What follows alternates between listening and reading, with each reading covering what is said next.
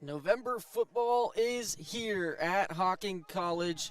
We have reached November here in Nelsonville, and we are ready for some Hocking College football here. The final game of the regular season for the Hocking Hawks. Daniel Barnard alongside Tad Steinbrink. And Tad, let's do it one more time this year, shall we? We've got Hocking taking on Lead Prep here this afternoon, a 1 o'clock kick. We're just a couple of minutes out from the opening kick. Hocking coming out in their black tops, blue bottoms. Lead Prep comes in the white tops and navy bottoms. And Tad, we look back to last week for the Hocking Hawks. They were back in action after having their game in Week 9 canceled with Howard. They took on Erie last week, losing 40-33, and they didn't just lose 40-33. They blew a 19-3 lead at halftime. They were leading by a full 2-possession game at the half. Ended up losing, giving up 37 points in the second half. And what I was told was the offense didn't do the defense much favors. Obviously, 37 points is a lot of points, especially in one half of football. But Erie was set up with really good field position for pretty much every single drive in their second half. Obviously, Hocking did score a couple of times in the second half, but they didn't do any favors to their defense in terms of field position. And now we're going to get it started here. Lead Prep will get the ball first. And, yes, Tad, like you said, an onside kick gets us started. Lead Prep is able to come down with it. There was a flag thrown on the play. Yeah, that was definitely an intentional surprise onside kick that the Hawks were attempting there. It just obviously Lead Prep was able to field it cleanly, and we did have a flag thrown, probably an offsides on the Hawks, I would imagine, with where the flag was thrown. But, yeah, Daniel, we've seen what you were talking about there really from time to time throughout the season, where the Hawks offense, when they aren't scoring, they're often, shooting themselves in the foot, having penalties, having turnovers. That really has set the defense up in difficult situations, often deep in their own territory. And so, hearing that obviously is concerning. Hopefully they can clean some of that up here today against Lead Prep. Well, Lead Prep certainly coming in with a really solid offense. So this defense is going to be put to the test here early. First play, a give on the left side, and the defense is stepping up to the challenge, stuffing them right at the line of scrimmage. It'll be second down and long. This Lead Prep team coming off of a 46-13 win against Howard last week. They've got the momentum on their side, looking to put together 4 quarters of solid football here in the season's finale. And, of course, this is the season's finale, and so you want to send these sophomores off. Of course, again, it's just a 2-year program at this level at Hocking College and the JUCO level. And so you want to be able to send these sophomores off on a good note here with the last game of the season and end with some positive feelings heading into the offseason for the Hocking Hawks programs. Curtis Keels took the jet sweep handoff there, went backwards a yard. So Hocking's defense with a solid first couple of plays from scrimmage. It'll be third down and 10 for the Kings of Lead Prep Academy. The quarterback, Amir Atkins, to get it started, listed on the roster as a wide receiver, converted to quarterback. He gets the start. They also had A.J. Dixon and Jaden Zavisky warming up at the quarterback position pregame. We'll see if they go to them at all during the course of the game. Amir with a quick pass into the flats is caught. Enough for the first down and more. Dragging defenders inside the 30-yard line goes Jalen Brown, the freshman from Midland. Picks up the first down on 3rd and long. Yeah, Tito Spears was able to get over and eventually knock him out of bounds, not until it was quite a few yards there on the pickup. And already Lead Prep is knocking at the door here on the 30-yard line of the Hawks. Well, they started with good field position because of the attempted onside kick at the beginning of the game. Now on 1st and 10 from just inside the 30. Another give to the running back, not going anywhere. It's a couple of times that the Kings have tried to run up the middle, and they've been stuffed by this Hawks defense. Van George came crashing down off the edge, was able to get into the backfield and get a hand on the runner before he can really get moving. It looked like the interior of the Hawks defensive line was also up to the task. So nice stop there on first down. Ball spotted at the 30. Second down and 10. Atkins stands in the shotgun. He'll give, that's Brown, right up the middle. Brown bouncing off of defenders down to the 15-yard line. He picks up 15 more, and Jalen Brown has 45 yards on this opening possession. Yeah, and that's already the second tackle that Tito Spears has been involved in. And when you're having, your outside linebacker, strong safeties making plays in the secondary, that's never a good thing. Atkins sends a man in motion. It's Keels, takes the snap, thought about throwing it to the flats, instead keeps it himself. Right up the gut he goes, picks up about 4 more. Like you said, Tad, the Kings already knocking on the doorstep here in the first 3 minutes of the game. Yeah, and the Hawks defense, they need to stiffen up right here. You don't want to, immediately open up the game, putting yourself down early here. It's understandable that Coach Moore would attempt that surprise onside kick, try to light a fire under the Hawks here to start the football game. Now the defense just has to answer. Didn't work out for them, but they need to answer and at least hold it to a field goal attempt. On second down, a rushing attempt right up the gut. The back slipped at the line of scrimmage, and flags are flying from the sideline. There was something there that happened between two players that were kind of bickering back and forth at the end of the first play. On the outside there, I believe it was between the corner and the wide receiver. Well, the discipline has certainly been, the behavior has certainly been an issue here in the last few weeks for Hocking. Obviously, their game a couple of weeks ago canceled because of a team-wide suspension, and lead prep certainly getting under the skin of the Hawks defense early. And whistles are going to blow. And a timeout by lead prep, I believe, called the timeout. Yeah, I didn't see any sort of motion towards them, but that does look like what we get here. So we'll take a break with them here on the Total Media live stream. Hocking College is the natural choice for your college education. At Hocking College, we turn passion into profession. Real skills for the real world. Level up your career or try something totally new. This is your sign, right here, right now, in the Hocking Hills. Apply today. Change your tomorrow at Hocking College.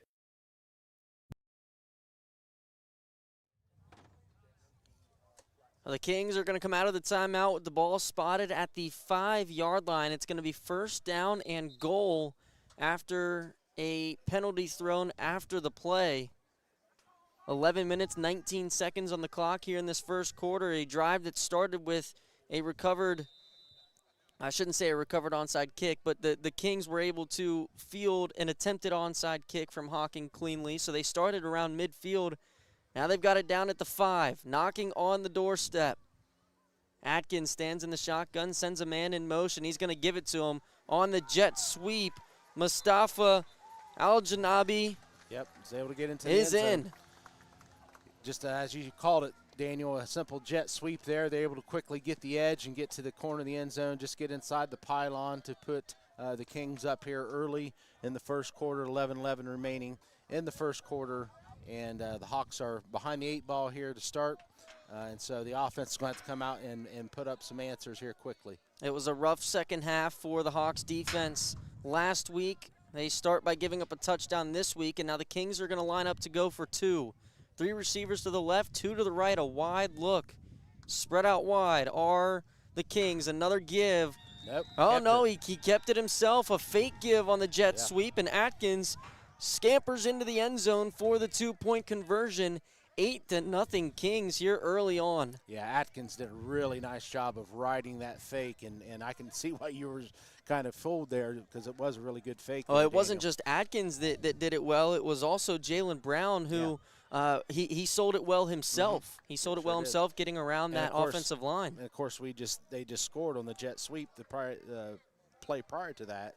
And so you can, you can understand why a lot of the eyes were on the motion back on the jet sweep, and the quarterback did a nice job of riding out the fake and and finding the hole right up the middle. And so, again, the Hocking College Hawks are going to have to find a quick answer here offensively and get things moving back in the right direction. Well, we'll see how they can answer. They're going to tee up the ball at the 35-yard line. 10:52 to go here in the opening quarter on sophomore day. The Hawks. Yet another beautiful weather, too. Absolutely. For November. Oh, they're going to do it. Yeah, they're going to try an onside kick as well. Hocking able to recover it. Wow. So each team trying an onside kick on their opening kickoff, and each team unsuccessful. Hocking will start with it on the 45-yard line in lead prep territory. Yep. Each team are also, as you're saying, going to start with their defense. Their backs against the wall here with the ball starting in their own territory. And so the Hawks need to take advantage of this just as lead prep did, just this last series. Lead prep only gave up 13 points in last week's matchup against Howard. The Hawks, though, have been known to put up points in a hurry on the offensive side of the football, 33 of them in last week's loss. As the first play from scrimmage on the offensive side is going to be a false start. Yep. Just weren't set. Looked like a couple different Hawks were moving there before the snap. So not a good start, obviously, to the series. Back them up to the 49. It'll be first down and 15. Line to gain is the 34. Brent Upshaw at quarterback for Hocking. He's got a running back to his left. Going to give to him right up the gut. Goes Nakarius Allgood. And he's going to pick up the yardage that they just lost on the false start. Yep. At least gets them back, back to the chains. Not ahead or behind, but at least back to the chains. It is Michael Hall in the backfield for the Hawks, not Allgood. Hall getting the start here this afternoon. He picked up 5 on 1st and 15. He stands to the left of Upshaw, going to take the give again. Working the right side, still on his feet inside the 35-yard line. Got a flag down. Right around the line to gain. Yes, a flag down. It's right on the edge there, so it's probably around the area of a hold. A flag down at the 44-yard line, the line of scrimmage. And of course, we've flipped sidelines. The Hocking College Hawks sidelines are now on the camera side of things, and the opponents are on the opposite side. And you can imagine probably the coaches over there, maybe even the players, were in that line judge's ear about something happening there on the edge, which turns out it was a hold being called. They're going to back it up to the 46 in Hocking territory. Second down and long. Upshaw looking right. Pass is caught. Inside the 40, still on his feet inside the 30, all the way down to the 23-yard line. That's Thomas. A pass and catch of over 25 yards. Eric Thomas picking up the first down on second and long, and now the Hawks are going to get on the ball quick. At least in the games that we've seen, Thomas has been the most consistent receiver. Certainly one of Upshaw's favorite targets of the season. A gain of 29 yards.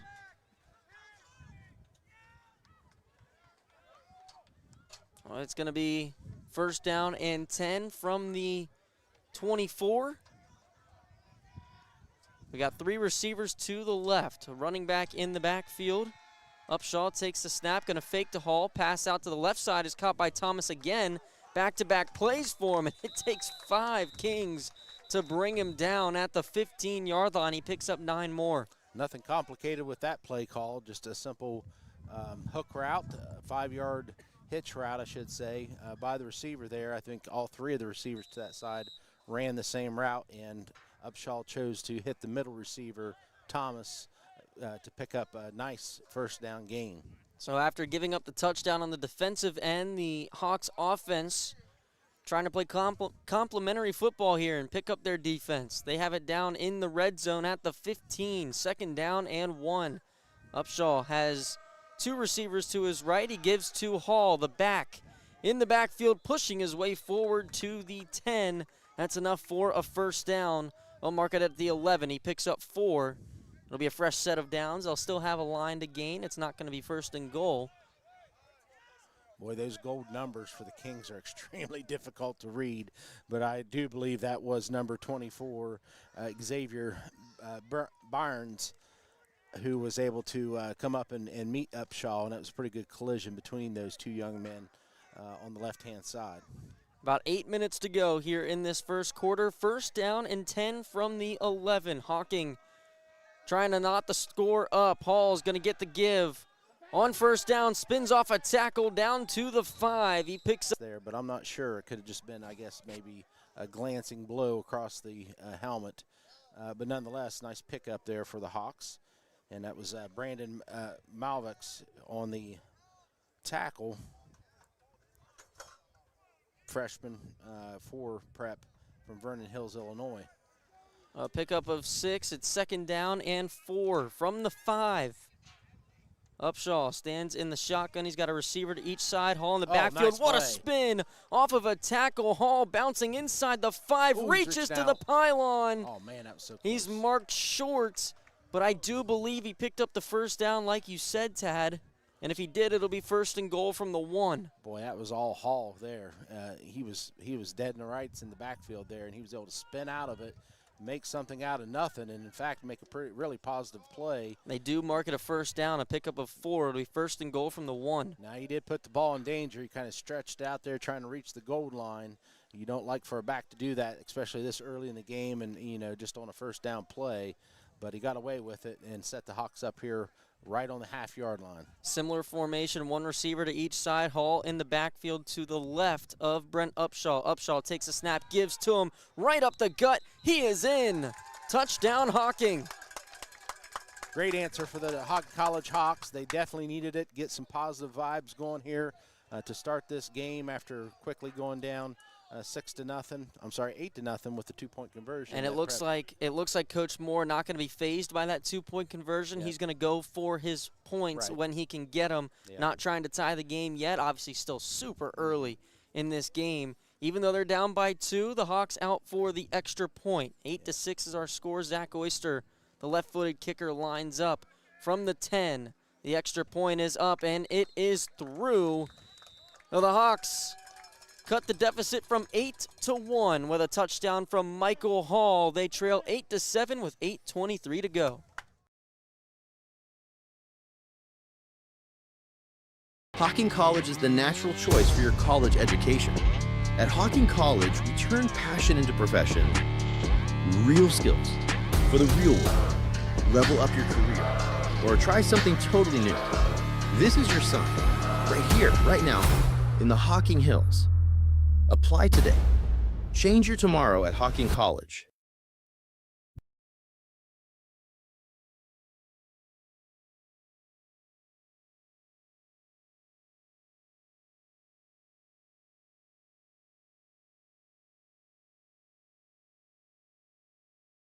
End zone on their opening possession, and each possession was started because of good field position. Each team trying an onside kick on their opening kickoffs, and neither of them successful, so both offenses started with it right around midfield. They were both able to capitalize. For the Kings on their first drive, it was an end-around touchdown, a jet sweep touchdown. Now another onside kick from the Hawks that is fielded cleanly by the Kings. They'll start with it again at midfield. The defense, who last week in the second half had a lot of bad field position starting their drives, that's been the case so far here today as well. I don't think I've ever seen in my life. And I've watched a lot of football over my years there, Daniel. I'm a few years older than you, buddy, so I've seen quite a bit of football over the years. I don't think I've ever seen 3 onside kicks to start a game. And I wonder if that was part of the film that at least Hocking saw coming into the game, that maybe the Kings struggle on onside kick recovery. So far today, they haven't. 2 for 2 in terms of recovering them. Now on 1st and 10 from the 48 in Hocking territory. Amir going to give to the back. It's Brown right up the middle.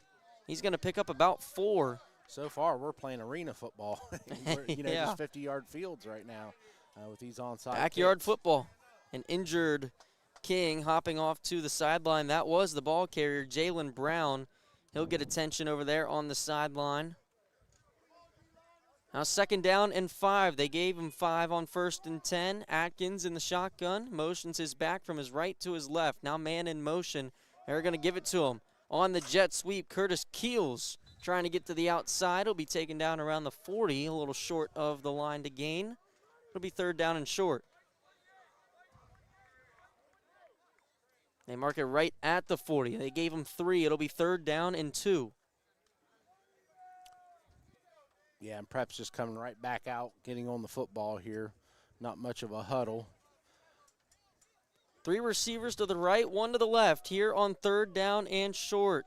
Keels goes in motion. They're going to throw it to him out of the backfield. Multiple flags fly. He's twisted down behind the line of scrimmage. That'll go down as a rush if the play stands. Yeah, it's not going to stand. It's not going to. It's well, going to be. Actually, they should decline this because it was not stopped before the snap. So I'm sure Coach Moore's going to decline this. It is declined. It is declined. Multiple flags flying going on the Kings. That's going to bring up 4th down. Now he lost 5 yards. Going to be a 4th down and 8. As the clock will run at around 5 minutes to go. They're going to keep the offense out there. A big play here for the Hawks defense, trying to get off the field. Atkins takes the snap, looking right, throwing. He's got a man, it's caught, dragging the toes on the sideline. It's enough for the 1st down. Really nice job by the quarterback and receiver there. It was perfect timing. When the receiver broke out of the route to the sidelines, the ball was already in the air. A really nice job by the quarterback leading his receiver, putting it where only his receiver could catch it. So the Hawks were unable to get the stop there. Hopefully the defense can stiffen up here as they get closer to the end zone. Scotty Goodwin picks up 11 on 4th down. 1st and 10 for the Kings. Quick pass into the flats is caught, making defenders miss. Is the receiver all the way down to the 25. He was just throwing stiff arms all the way down. Yeah, that Prep sidelines over there, they are pumped up here today. Hawks are going to have to match that intensity here early on. Pumped up after that play in specific. They saw Joe Galliard throwing stiff arms all the way through that run. Picks up 9. It's 2nd down and 1. And in motion, now he cuts back. Atkins takes the snap, going to give to his back, trying to pick up the 1st. He appears to be there. Yes, they're going to move the chains. 1st down for the Kings. That was Jamori Biggs on the carry, a 6'1" freshman, picking up the 1st down. Fresh set of downs here for Lead Prep. Ball inside the 25, at the 24. 2 receivers to the right, 1 to the left. Man in motion. The jet sweep, they're going to give it to him again. Down the left side this time goes Mustafa Aljanabi. And he's going to be taken down short of the 1st down marker, but still picks up a solid chunk. Play prior to that, that was a nice play defensively, even though they end up getting the 1st down. Drayshawn Noah, the freshman, I'm not sure if we've called his name out much this season so far. So I'm sure we're seeing some new faces, some new bodies on the field for this final game of the season. They get it down to the 17. On 2nd down, they're going to give it right back to Mustafa. Flag flies from the backfield. Yeah. He's going to be taken down. There was definitely a hold there. Yep, the referee's calling it immediately in the backfield on the edge there as well. So that's going to back Lead Prep up to, it's going to probably be about a 2nd down and 13 or so. So now this is really a great opportunity for the Hawks defense. These are those chances, those opportunities when the offense, commits penalties and puts themselves behind the chains. You have to take advantage of that as a defense. Now it's going to be 2nd down from behind the chains. They've got it spotted at the 27. Man in motion out of the backfield. Atkins takes the snap, play, whistle dead. Flags fly. It's going to be another penalty on the Kings. A false start, back them up 5 more yards. And now it's going to be 2nd down and really long. Yeah. Big break for this Hawks defense. Like you said, Tad, they just got to capitalize. Yeah, and just not commit their own penalties defensively, especially, silly penalties like unsportsmanlike conduct that, basically gives the offense free first downs. Second down and long. Going deep down the right side and passes incomplete. Amir Atkins not able to put enough juice on it. That'll bring up third down.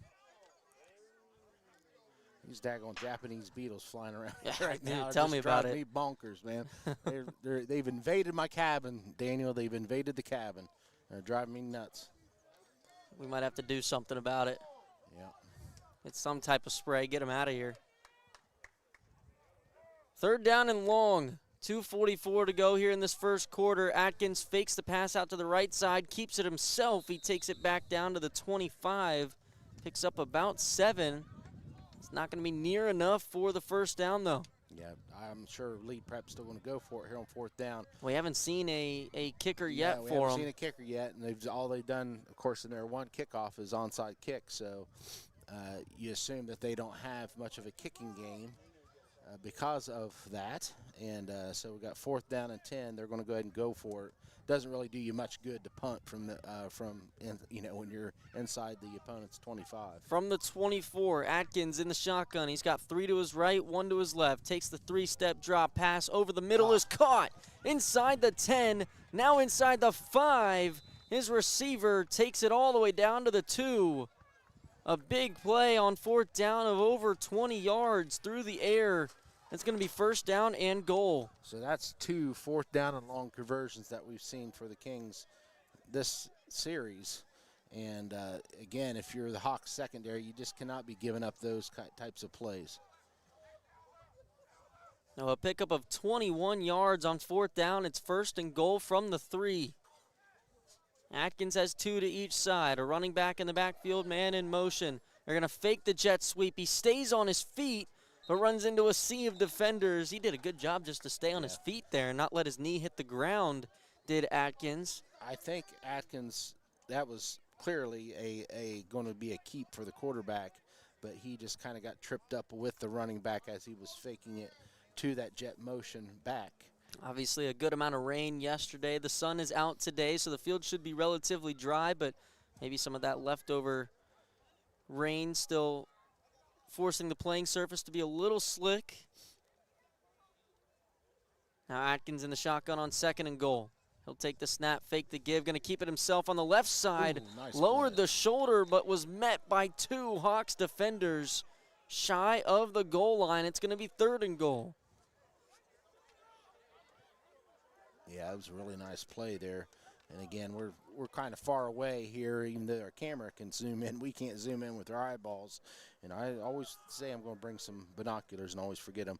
But I believe that was Robert Mullins on the tackle there for the Hawks. Really nice tackle. Now on third and goal, a jet sweep give, angling to the pylon. He is going to score. They got the flag. He doesn't see it. The flag's behind him. But sure enough, Tito Spears was held on the edge there, no doubt. Everybody saw it here in the stands, and we saw it up here in the press box. And the officials saw it as well through the flag. So that's going to bring, again, another third down and long situation. The Hawks defense just has to find a stop in these third and fourth down situations. Curtis Keels got the carry there on the jet sweep and scored, but like you said, Tad, the holding moves him back. And here we are, another third down and long for the Hawks defense. Atkins looking right, throwing, pass is intercepted. Oh, wait, was it intercepted? Intercepted it was. Hawks okay. Football. Very nice. Cornerback just kind of sat back and saw that ball being thrown, was able to, out of that zone, step up and make the play, and we're still trying to figure out. It was Christian Richardson on the interception. Yeah, nice play by Richardson there, being able to just read the quarterback's eyes. I believe he was just sitting back in zone, and he was able to read the quarterback's eyes and come up and make that really huge play there for the Hawks defense to get the stop. Again, they've started both series defensively inside their own territory, and so to get a stop there and give the ball back to the offense. Now, hopefully the Hawks offense can put together a nice long sustained drive and put some more points on the board to take the lead for the first time this game. They give up a fourth down and long over 20 yards, got lead prep down to the 3. Back-to-back stops from the Hocking defense, and then the interception after a holding call negated a touchdown for the Kings. Hocking And that play catches a break, and they get the football back. That play did end the first quarter. We kind of missed that on the clock, but so they're going to flip the field now. We'll just keep it right here in between quarters. Hocking will take over. They've got a long field in front of them now, 89 yards of green grass in front of them. We have seen this offense go to work from deep in their own territory before this season and manage it just fine. We'll see what the plan of attack here is on their second drive. First down and 10. The ball spotted all the way back at the 5-yard line, not the 11. A quick pass from Brent Upshaw. Maybe a little miscommunication on the route between him and his receiver left it way short. Yeah, the ball could have been tipped up there up front. It just didn't look like it came out of Upshaw's hands correctly. Either it was that, or it was an intended slant route that just didn't turn into a slant from the receiver. He may have seen that the receiver is running a different route than he anticipated and tried to hold up on his throw and just pretty much spiked it into the ground. 3 seconds gone now in this second quarter. It's second down and 10 from their own 5-yard line. A give to the back, driven backwards. Forward progress going to keep them out of the end zone. The Kings signaled for a safety right away, but they hit him before driving him back into the end zone. It'll be third down and long. Yeah, that's the thing. It's going to be now third down and about 13 yards, and so this is a tricky situation for the Hawks offense here. You want to pick up the first down, obviously, but you also don't want to be too risky because your back's against the end zone. You don't want to turn the ball over right here. If you have to punt, you have to punt. I hope the defense can go back out there and get another stop. Third down and 14. They spotted all the way back at the 1. Upshaw in the shotgun. Steps back to throw over the middle. Left it behind his intended target. That was Zakiah Davis running the route over the middle there. And it's going to be 3 and out for the Hawks. They're going to have to punt in their own end zone here. Yeah, it just looked like Upshaw was trying to be a little too careful with the ball there. Again, afraid of a turnover there deep in their own territory, and he just threw it short to the receiver. It looks like they have it spotted on the 2. Well, it's fourth down and 13. So the punt team is out. Looks like Zach Oyster in the back of the end zone for the Hawks, not LaQuaylen Battle, who we're accustomed to seeing. Oyster fields the snap, gets the kick away. A short one, end over end. It bounces at the 20, but it hits off of a King who comes up with it. If the Kings come up with it, they're going to have first down inside the red zone.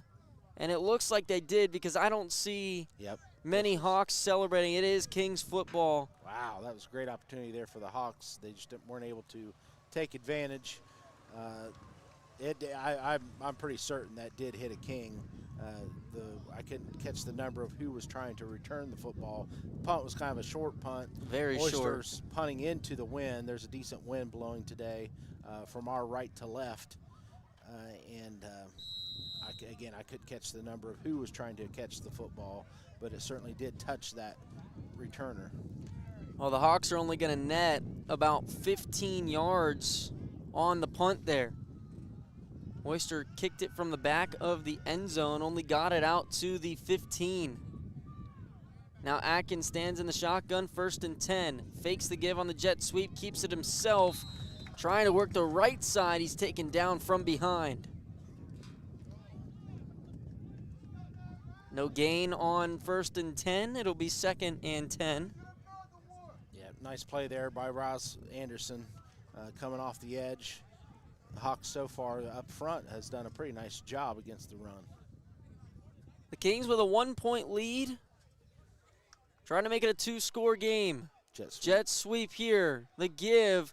Angling. Pylon. Touchdown. Flag is down. I think they're going to get a hold. It was Mustafa Al-Janabi taking it in.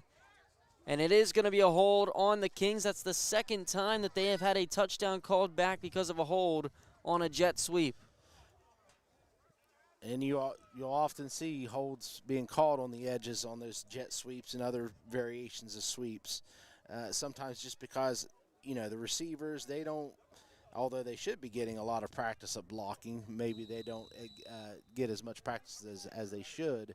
And so they'll often, just grab a hold. And sometimes those runners, when they get in that open space, they'll be, kind of in and out, jumping back and forth, and the receiver doesn't know which direction the runner's wanting to go, and they'll just grab a hold of jersey, and so you'll get holding penalties called quite often as a result on the edge. Backs him up to the 17. Atkins has his pass batted at the line, and it'll fall incomplete. The refs do say it was a forward pass, not backwards, so incomplete. Clock stops at 13:07. It's going to be 3rd down and long now, Tad, and with Lead Prep not having a kicker, at least not showing it yet, this Hocking defense has a great opportunity to stand tall with their backs against the wall again.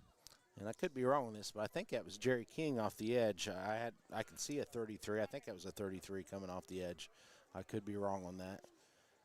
But the jerseys for both these teams they're difficult to read their numbers. New quarterback into the game, slings it to the end zone, pass incomplete. A.J. Dixon, the lefty quarterback, not able to find his receiver. It's going to be 4th down and long.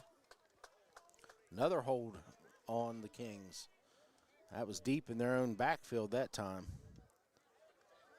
Well, that'll back them up even further if the Hawks choose to accept it. Interesting decision here for Coach Moore. Could Because be a 4th down and 13 or a 3rd down and 23. And then he's going to decline Yeah, it. he is going to decline it. So we haven't seen any kickers yet for the Kings, and they have showed that they've got that big playability. He doesn't want to give them 2 more downs, only wants to make it 1. 4th down and 12 from the 17. Dixon stands in the shotgun. 2 receivers to each side. He's got a back in the backfield with him. Takes the snap, 3-step drop, right side, pass is Touchdown. caught in between defenders. What a play. Boy, that's a perfect ball by the quarterback. Just got it right over the defender's head. The defender wasn't able to turn his head to see where the football was, and it just literally sailed right over his helmet into the receiver's hands. A beautiful ball from A.J. Dixon on his 2nd play since entering the ball game. And it's now 14-7, going for 2, trying to make it a 2-score game now. Dixon giving direction to Mustafa Al-Janabi from the slot. Flags fly, pre-snap. That's going to be a false start on the Kings. It'll back them up 5 on their 2-point conversion attempt. So if they do have a kicking game, now is when they would definitely try the extra point instead of going for 2. So this tells me they must not have much of a kicker there on the sidelines. Now they're going to line up with 3 receivers to the right, running back to the left of Dixon. Takes the snap, looking to his right, immediately hitting the backfield and taking down. The 2-point conversion unsuccessful, and that is big for Hocking. They only remain down 1 score instead of a 9-point game, which would be 2 scores. 14-7 the score. Lead Prep adds on another touchdown, and we will step aside. Hocking College is the natural choice for your college education. At Hocking College, we turn passion into profession. Real skills for the real world. Level up your career or try something totally new. This is your sign, right here, right now, in the Hocking Hills. Apply today. Change your tomorrow at Hocking College. Jerry King had 2 really nice plays in that defensive series, ending with, of course, that sack on the 2-point conversion attempt. He's really showed up throughout the full season. They've been kind of moving him around, I believe, throughout the year on the defensive side. But this game, he seems like he's been really focused on moving off of the edge. And now we're going to get the kick here from the Kings, and we'll see if it's an onside again. A.J. Dixon does the kick. He kicks it away. Ooh, right Nobody back deep for the Hawks. They all moved up anticipating the onside. Now they return it after the ball dies at the 5. taken down inside the 10-yard line, and flags flying. A helmet came flying off. And again, the wind is blowing, it's a decent wind from our right to left, and so the kicker had the wind behind him. The deep backs were not very deep. That ball got up into the air, and it just sailed right over the deep back's head.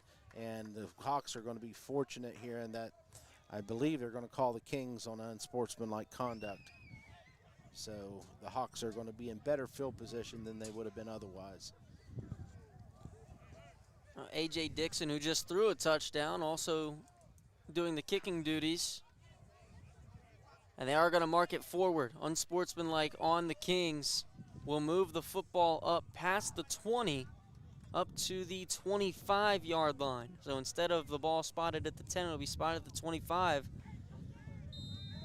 Still a good kick for the Kings, able to pin the Hawks back relatively deep in their own territory. On first down and 10, Upshaw takes the snap, gonna give. It's all good into the game, and all good gets one.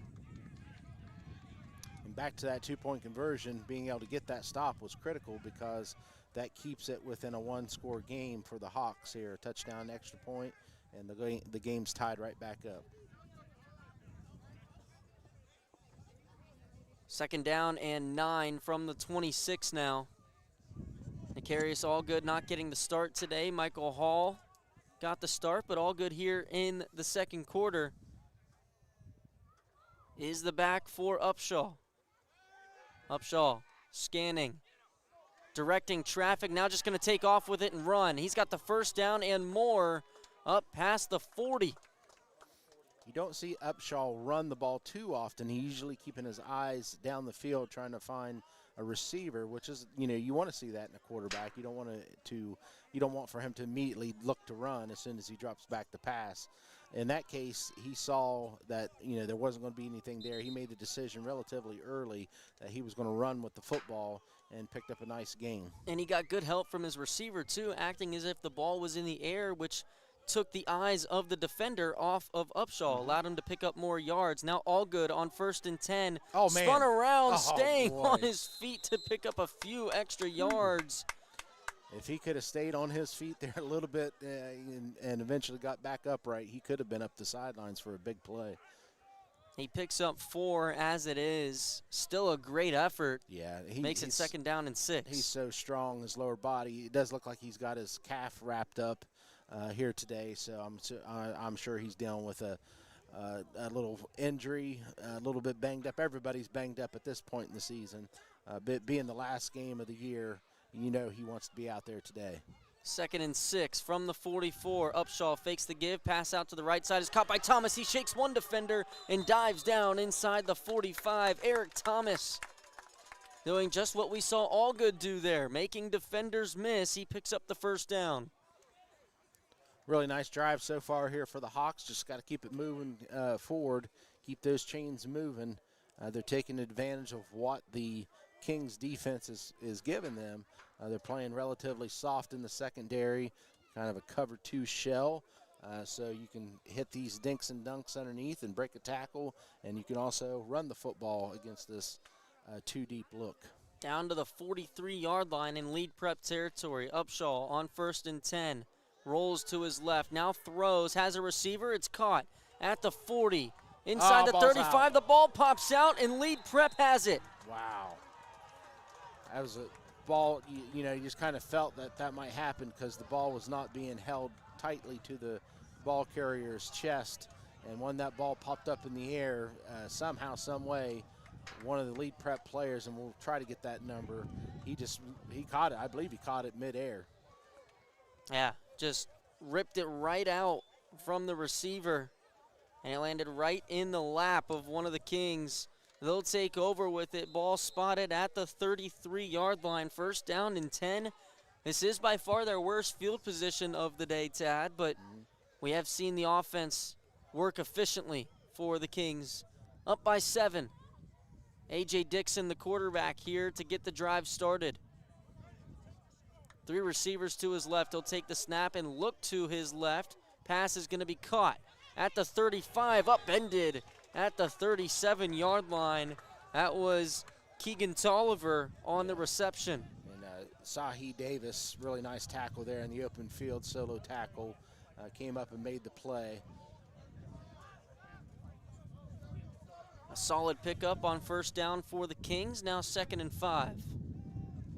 Dixon into the flat, no one That home. ball flag came flying in almost immediately. But there for a second, I thought that might have been a lateral. From my angle, it looked like it was forward. It very well could have been, but it did end up skipping out of bounds. Yeah. Flag on the field. Whatever it was pretty much either right at the snap or right before the snap. And I never saw anything. I think they waved it off. Well, they moved the ball back a yard too, so maybe that was a lateral that went out of bounds. Or maybe they just didn't set it right. I'm not sure. It's going to be 3rd down and 4. Looking right, incomplete. Pass batted down. Curtis Keel's the intended target. A.J. Dixon not able to connect with him. It'll be 4th down and 4. Certainly manageable for this Kings offense. Well, we saw in your own territory there too, so I think they're going to bring on a punter here. Oh, it looks like Dixon's staying in, Yeah, but you're right. we have seen Dixon kick off today for the Kings, but he's not standing far enough behind the line to where we would see a They're gonna punt. go for it. Here we go on 4th down. Dixon Nobody into out the there. flats, passes Gotta caught, make a tackle, gotta open make a tackle, field. gotta make a tackle. He goes down, Oh, he leaned forward, he got it. but he picks up the first. You had Hawks there that could have made the stop there, but give credit to the receiver, which I believe was just the back leaking out into the flats. They were able to throw that swing pass out to the back and give that young man credit. He was able to fight through those tackles and lean forward for the first down. Up to the 44. A gain of 5. Now on 1st and 10. A give to the ball carrier. Taken down across the 45. He picks up a few. Nice job by Avery Stahl of just hanging on. He grabbed a hold of the jersey and he was just able to hang on, slow down the runner until some other Hawks could get to the football. It's Donovan Ray in the game as the running back for the Kings. He picked up 4 yards on first down. Now here on 2nd, they're going to give it right back to him. Ray high stepping through the defensive line. He'll take it up to across midfield. Yeah, Down to the 45. That's another tackle by Tito Spears. We're having to call his name far too often. Again, when you're having to call safeties making tackles on run plays, that's usually not a good combination. And it looks like he's going to come off the field. May have gotten a little stinger there on the shoulder, maybe just giving him a break. They got it down to the 46 in Hocking territory. Now 1st down and 10, a fake give. A little bobble there from Dixon. He was able to bring it back in and dives forward right around the initial line of scrimmage. Yeah, he nearly lost control of that football. I think he was trying to read, it may have been an RPO, something along those lines. And when he tried to pull the football out, he couldn't get a good grip on it.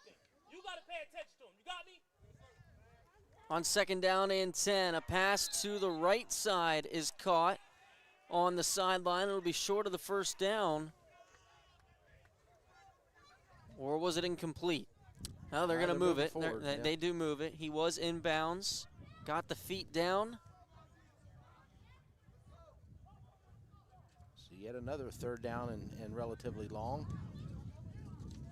But this is 4-down territory for the Kings, no doubt about that. Oh, yeah, certainly. If it was 4-down territory in their own territory, it's 4-down territory now. Dixon takes the snap, and he's going to Ball's push his out. back himself. The ball did come out at the that ball end. came out before he was down. The Hawks That's what have the it, officials think too. and Yes. it's Hocking football. Big time stop by the defense there, getting the turnover, getting the ball back in the offensive hands. Got 6:57 remaining in the half. Obviously plenty of time for the Hawks to tie this football game up before the half. So huge turnover there for the Hawks. It was enough for the first down, but the ball just came out at the ends of Mason Mansfield's hand. And it looked like to me the ball was out before he was down as well. It absolutely did. I saw it come out as well. I think I saw exactly what you saw. Well, the ball spotted at the 34-yard line in their own territory. The Hawks will take over. Brent Upshaw back out onto the field. He's going to go deep on the first play. A lot of holding there. Flags come flying in. That'll be pass interference on the Kings. Yeah, even throwing against this wind, Upshaw's arm has no problem with those deep balls. And receiver definitely had a step. The cornerback probably made the right decision, just grabbing a hold of some jersey, because that ball was going to be caught and it was most likely going to be a big touchdown for the Hawks. So that was probably a wise choice by the Prep's secondary there. 7-point game, just under 7 minutes to go here in the first half. Hocking down, but they have the football right around midfield. The ball spotted at the 49, first down and 10. Upshaw looking right now, scans back left, going deep again. A moon ball, pass incomplete, but another flag thrown. Sure was.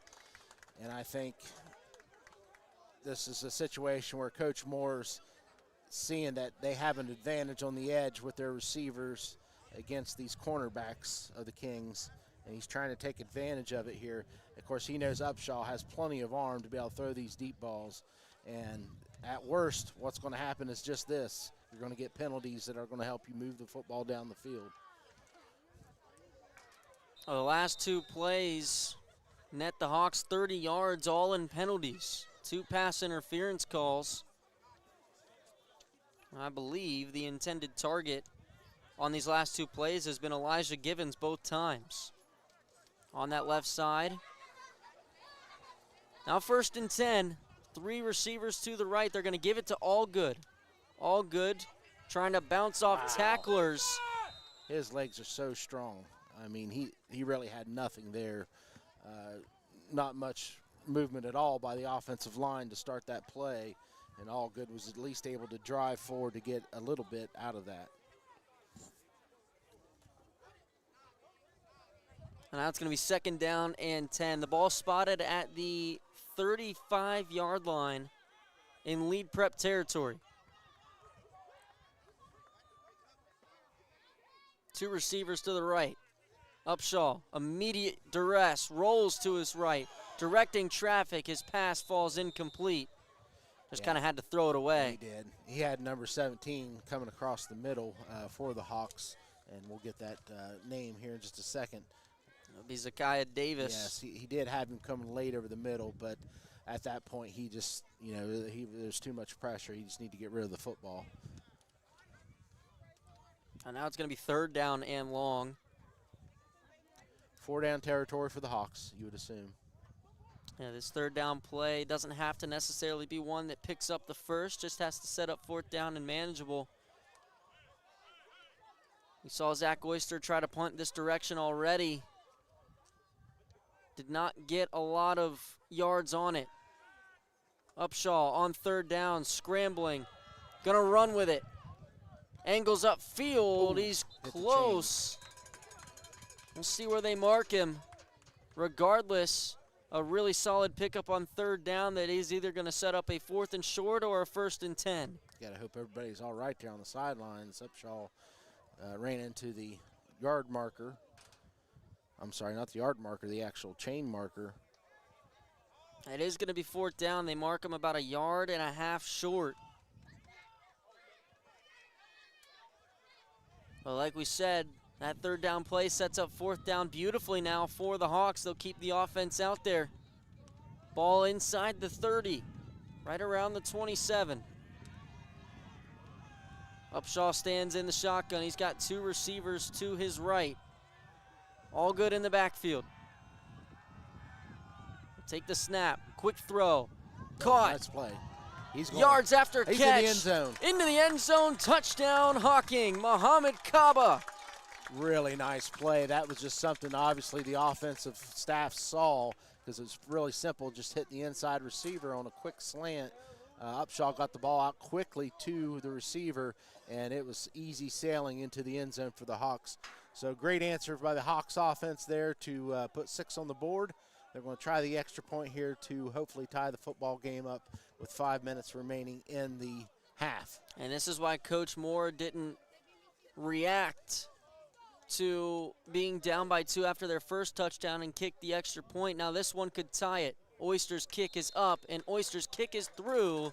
We got ourselves a tie ball game with 5 minutes remaining in the first half. 14-14, Muhammad Kaba gets into the end zone, and we will step aside.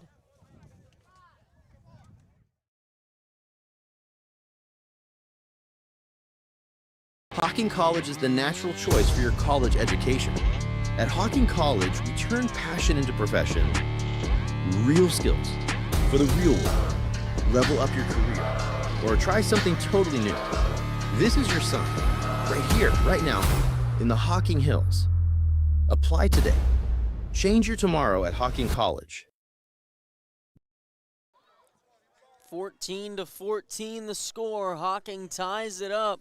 They were down 8-0, 8-7, 14-7. Now they finally have it at a brand new ball game with the Muhammad Kaba touchdown from 27 yards out on 4th down.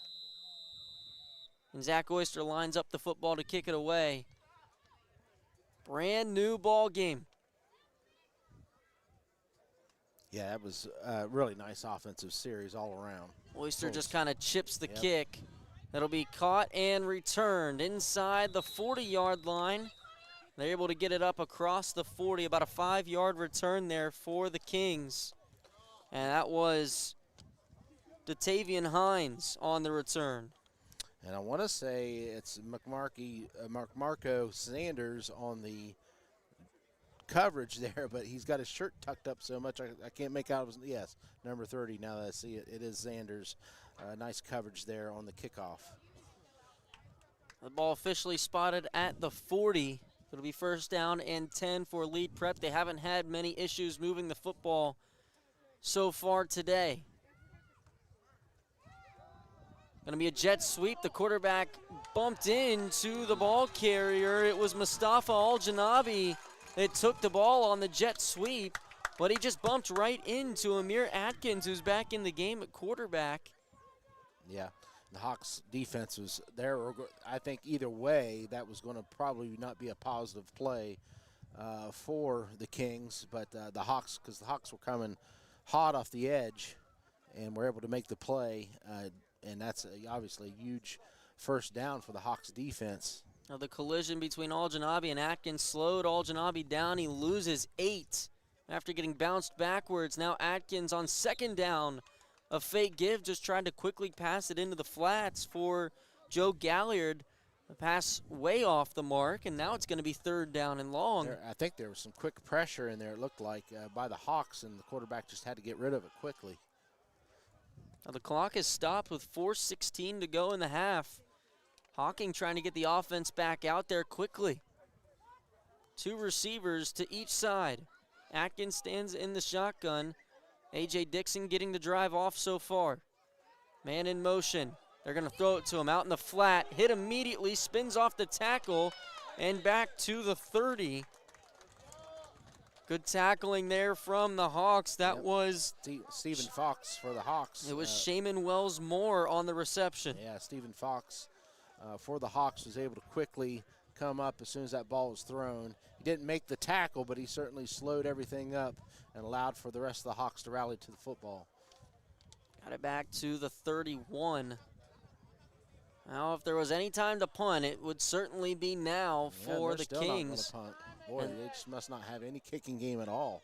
And he looks like he backed up a little bit. Yep, they are going to punt it out of the shotgun. End over end. The ball will die at the 45-yard line in Hocking territory. Caught there, fair catch. Yeah, nice job. I believe that was Christian Richardson. Called for the fair catch. Smart thinking, quick thinking by him. Calling that fair catch on that, I guess you call that a quick kick, even though I think everybody could see that the ball was going to be punted once the quarterback stepped back a few steps. Just a makeshift punt there for the Kings that will set Hocking up 5 yards shy of midfield at the 45. 3:27 to go here in the first half. Hocking with all 3 timeouts in their back pocket. Upshaw stands alone in the shotgun. Quick pass out to the right side is caught by Givens. Jumps through 1 tackle. Givens still pushing defenders all the way down to the 40-yard line before being dragged backwards. He picks up 15 on first down. Yeah, Coach Moore immediately, there was some issues going on there, and Coach Moore did not want that to lead to any kind of foolish penalty, and he's just trying to get things separated. Had to get a little bit touchy there with the player, but I mean, he's not trying to be mean in any way by doing that. He's just trying to prevent that young man from committing a foolish penalty. Marco Zanders, the one being held back on the sideline. 15 yards on first down. It's now 1st and 10 from Lead Prep's 40. Upshaw takes the snap. Gonna give. Bouncing to the right side and taken down after a pickup of about 5, Nicarius Woodard. For the most part, the Hawks offense has showed that they're pretty much able to do what they want, either running or throwing the football. Excuse me, it was Kevin Gibbon on the carry. Yeah, it's just a matter of maintaining that consistency, avoiding the penalties, and obviously avoiding the turnovers. They did have that fumble there a couple series ago. And that'll be 2nd down and 5. They picked up 5 on first. Upshaw fields the high snap, going to give it right back to Gibbon. He's got some space to work on the left side. Gibbon inside the 30, down inside the 25 before being taken down. Another first down for the Hawks. Clock runs. We've hit the 2-minute warning here at Hocking. We'll step aside. Hawks driving in the final 2 minutes. Hocking College is the natural choice for your college education. At Hocking College, we turn passion into profession, real skills for the real world. Level up your career or try something totally new. This is your sign, right here, right now, in the Hocking Hills. Apply today. Change your tomorrow at Hocking College. 1:59 on the clock as we've hit the 2-minute warning from Hocking. Our score all tied up. Hocking driving, trying to take the lead before halftime. Daniel Barnard alongside Tad Steinbrink. Tad, they ripped us apart last night. That wasn't nice of them. We didn't get to do our high school game together last night, so this is our only game of the weekend together. Yes, I know it. I missed you too, buddy. It's good to be back together up here in the booth together today. Again. What have you seen from the first half so far from this Hocking squad trying to take the lead? You know, I was a little concerned when Lead Prep was able to go down there on their first offensive series and score. I thought, you know, this being the last game of the season, you know, obviously things haven't gone exactly how the Hawks would want it this season. You know, that's an opportunity right there to kind of just hang your head and call it a season. But the Hawks have come out here really since then, and both offensively and defensively, and played very well. Kevin Gibbon gets the carry on 1st down and 10. He's going to go backwards a couple yards after a solid pickup netted him the first down on the previous play. Clock will run. We're under 2 minutes to go. And what you're really seeing, Daniel, are these sophomores in particular who have been with Coach Moore now for 2 years. They're all showing up today in different ways on both the offensive and defensive side. They're making key plays here in this first half. And so if they continue that leadership, I think the Hawks are going to come away with the win today. On 2nd down and long, Upshaw steps up in the pocket, going to the end zone, dragging nice the play. toes. It is incomplete. Eric Thomas brought it down, but he was ruled out of bounds. Wow. The referee right on top of it says the toes were on the white line. Boy, that was close. It was a great throw and catch. We'll go back and watch that replay tonight. We'll watch a little bit of this, Daniel. I'm pretty sure we'll go back to the Total Media live stream, sports live stream, and see that. But boy, he looked like he was in bounds. From our angle, it definitely looked like he was in bounds. But like we've talked about, we are far away from the action. Now 3rd down and long. Upshaw fakes the give, pass out into the flat is caught by Givens, and ball don't lie. Elijah Givens takes it in from 26 yards out, making defenders miss along the way, and the Hawks take the lead. Great job by the Hawks staff and the offense there. You know, they we're up here whining and complaining in a way that we thought the last play You was a are. touchdown. You Yeah, are. I'm whining and complaining. That's right. Don't throw me under the bus. But to the credit of the Hawks, the players and the staff, they just go on to the next play, right? Call your next play and continue to push forward, and they were able to quickly answer the call and in fact get the touchdown, and so the Hawks are going to go up. Zach Oyster's extra point is chipped, and it hits off of the crossbar. Didn't get it strong enough. He misses the extra point. Just miskicked it, kind of hit way too low on the football. He might have hit the ground with his foot before he even hit the ball. So no sure. good on the extra point. The Hawks will have a 6-point lead with 1:06 to go. I'm sure that your golf game's seen that a few times over the years. It sure has. It sure has. Not much of a golf game to speak of. Oh, yeah. Left it short for sure. Now they'll kick it away with 1:06 on the clock. That was just a case of don't leave it up to the refs on that second down play. Yep, Elijah Givens getting into the end zone. Very elusive on that play was Givens. If you remember the last drive for the Hawks, he was the target on those deep balls down the sideline, getting held the whole way. Drew a couple of pass interference calls that allowed for the Hawks to get down the field, and now he gets into the end zone, gets rewarded for his hard work. 20-14 the score. Hocking now with the lead for the first time today. Zach Oyster kicks it away end over end. Will be caught and returned starting at the 20. Return man taken down across the 30. That is where the Kings will take over. Curtis Keels gets him up across the 30, and for the first time today, the Kings working from behind. Yeah, nice tackle there by Tim Jennings, the freshman from John Marshall High School in Cleveland. Nice coverage there, just made the solo tackle there on the kickoff return. Again, the Hawks have had some issues on their kickoff return team this season, but not there. That was actually a pretty nice job by that returner being able to hop up and catch that football. Otherwise, that may have been may have turned out a lot worse for the Kings, but again, the returner was able to make the play.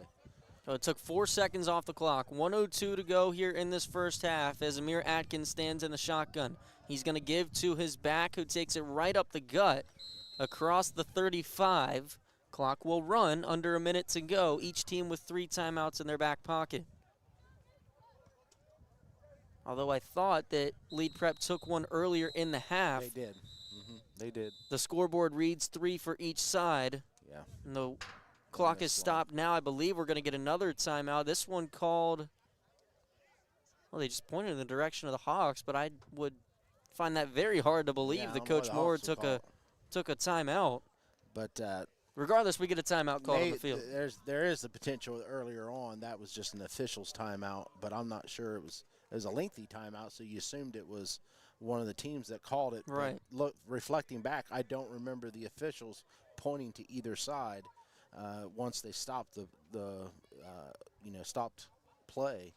But yeah, the scoreboard still has 3 timeouts for both teams. For the first down handoff, took it up to the 37-yard line. It'll be 2nd down and 5. Coming out of the timeout, 47 seconds on the clock. If it was Lead Prep that took that timeout, they let a few seconds run off the clock before taking it. But now on 2nd and 5, Atkins fakes the give. Pass into the flat is dropped. Curtis Keels couldn't bring it in. And they've been working behind the line of scrimmage a lot today. Not a lot of passes down the field for Lead Prep. In fact, really the only time that we've seen them throw it down the field is with A.J. Dixon in the game, and I'm kind of surprised he's not in the game at quarterback for a 2-minute drill. Yeah, they've been rotating these quarterbacks quite a bit. That game's, it looks like they're really a team that relies on running on the edges quite a bit and these quick passes as well. Now on 3rd down and 5, Hocking Jet trying to sweep, get the ball back. The ball's on the ground. On the jet sweep. Picked up. Hawks got it, I believe. The Hawks have it. Working inside the 25-yard line. Hocking going to take back over. Now with a chance to go up 2 scores before half. A flag comes flying in, multiple of them here after the play. Wow, huge opportunity here for the Hawks to put some more points on the board before the half. Well, I'm not sure who the flags were thrown on. I was too busy looking at the scoreboard to see how much time was left to see what happened post-play. Well, it's going to be first down for the Hawks. The flag coming in after the play won't negate the fumble. Might push them back a couple yards. They called it on both teams, so it's going to offset. The Hawks will maintain possession after the turnover. And they have it at the 21 with 32 seconds to go. Hocking's got all 3 timeouts in their back pocket. Plenty of time. A lot of time on the clock for the Hawks here. See if the offense can put some pad in the lead here before half. Upshaw on 1st and 10, looking right, going to the end zone for Thomas. Oh! Incomplete. Not able to bring it down over Noah Hammond. Yeah, that was a really nice ball by Upshaw. Thomas was, busy hand fighting with the cornerback and just wasn't able to get his hands up quick enough to catch that football. Noah Hammond with good coverage there on the play. That takes 6 seconds off the clock. It'll be 2nd down and 10. It was a good throw. It was really good throw. It hit Thomas right in the chest. He just wasn't able to get the hands up in time. Yep, exactly. So now on 2nd and 10. 3 receivers to the right, 1 to the left. Thomas alone on the right side. Do it again. And they're going to go right back to him. And the pass is tipped, almost intercepted. Yeah. That one, the pass a little bit too low. Exactly. Upshaw just needs to get that ball up in the air. Thomas is the taller receiver, probably the more athletic person out there. Just get it up high enough to where only he can jump up and catch it. Well, now with the timeouts in your back pocket, you got to pick up yards here on this 3rd down to set up at least 4th down if you want to keep the offense out there, or a field goal try for Zach Oyster. From here, it would be a 38-yard attempt. And they're going to fake the give. Going towards the end zone, the pass is batted in the air, and it falls incomplete. So 3 straight incompletions. Yeah, that's another ball that probably could have been caught. And you're in a spot on the field where I think you got to go for it if you're the Hawks, because this might be a little too far for a field goal. Yeah, Oyster's a very consistent kicker. He's a very accurate kicker. He just doesn't have a strong leg, or at least the strongest leg. And this would be definitely we're going to get a timeout called by Hocking here with 13 seconds to go. Yeah, I think this would be at the very edge of Oyster's range here. And I would anticipate Coach Moore is going to go for it here on 4th down. We saw him miss the extra point, just left it short a couple of minutes ago. The wind has turned a little bit. Actually, the wind might be just slightly to his back at this point. That's right. But that's right. Again, it is kind of it's right at the edge of his range. So as both teams talking, they are going to kick it. They got Oyster on the football field, so it looks like they're going to attempt a field goal. The wind has definitely shifted. It's to the Hawks' advantage now. It's 4th down and 10 at the 21. This would be a 38-yard attempt for Zach Oyster. The wind, like you said, Tad, currently at his back, and maybe that's what Coach Moore made his decision based off of. From the right hash, they'll line up at the 28-yard line. The snap is good. The hold is down. The kick is up, and it is off the crossbar again. Wow. Zach Oyster and the crossbar have been magnets today. He misses the field goal that would have potentially put him up 2 scores here before the half. Yep, just one. Definitely had distance on it, just didn't have the height. Yeah, didn't have the height, and just on the very edge, as I was saying, on the very edge of his range. Kicking wise, again, he's a very accurate kicker. Just, he's still building leg strength up. And, that was, I think ultimately that was probably the right decision for Coach Moore. Take that chance. If he misses it, he misses it. But, he felt that gave them the best shot of putting some more points on before the half. Well, now the Kings will just kneel it down here and wind the clock out to halftime. Hocking with a 6-point lead headed into the break over Lead Prep 20-14. We'll step aside here for halftime.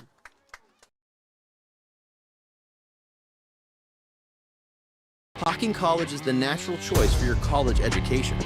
At Hocking College, we turn passion into profession. Real skills for the real world.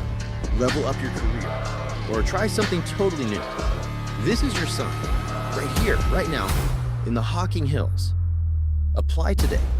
Change your tomorrow at Hocking College.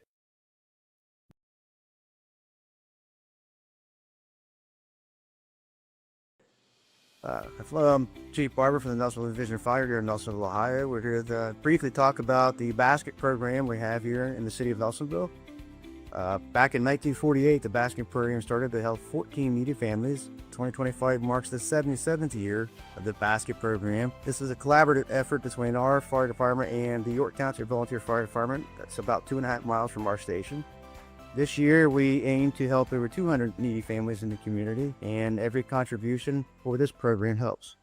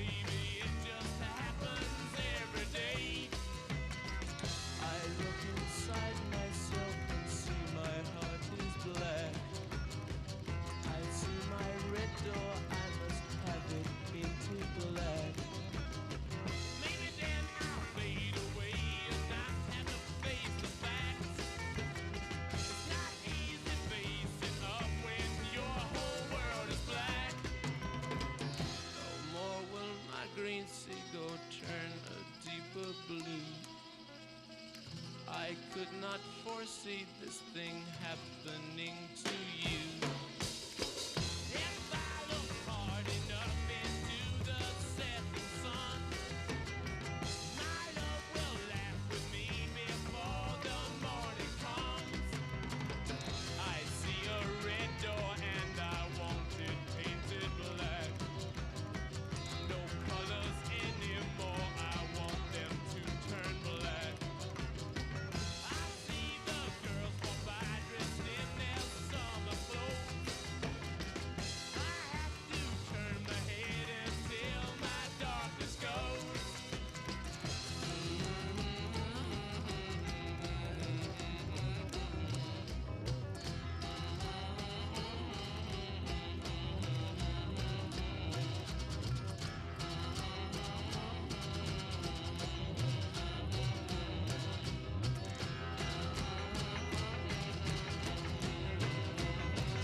I wanna see a lady, clean as black, black as night, black as gold. I wanna see the sun, blotted out from the sky.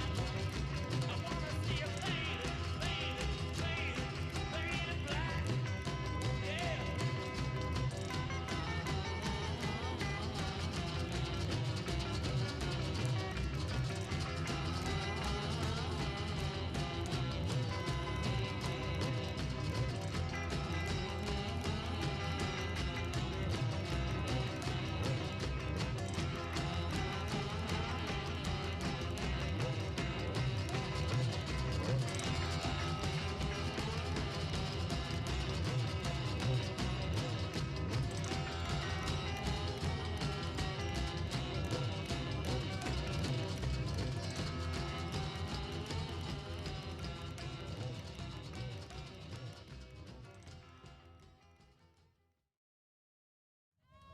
Yeah, welcome back. We got about 3 minutes left here at the halftime break.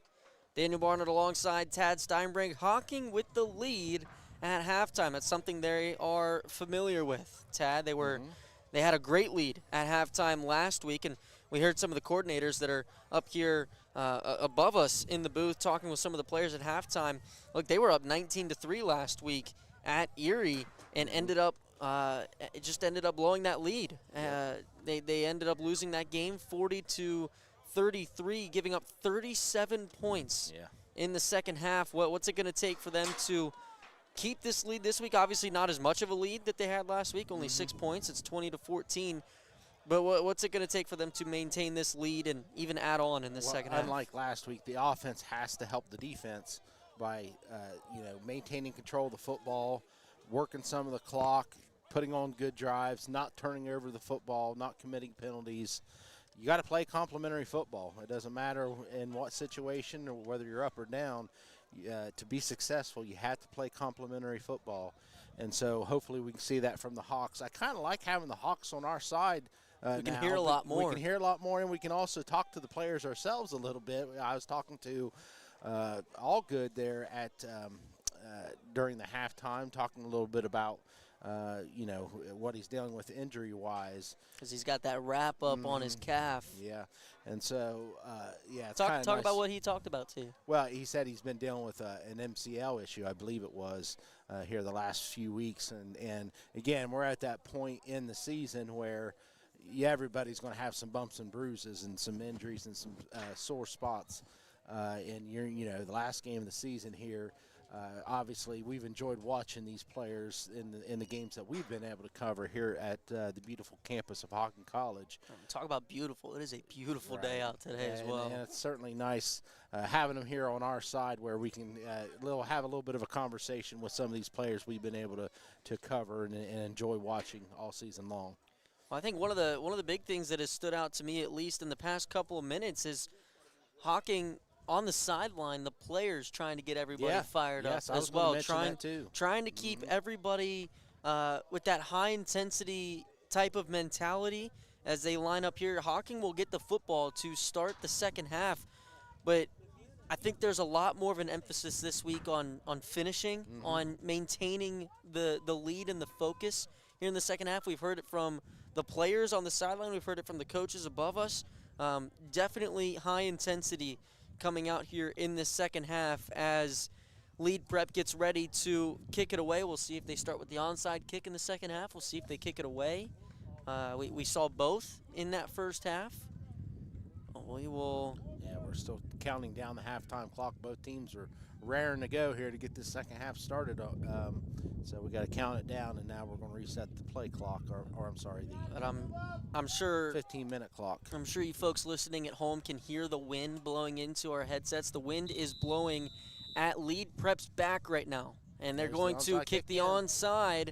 It will be fielded cleanly by the Hawks. That was a good job of fielding it cleanly. That was. Flags That's do tough fly to- in. I think it was offsides there by Lead Prep on the kickoff.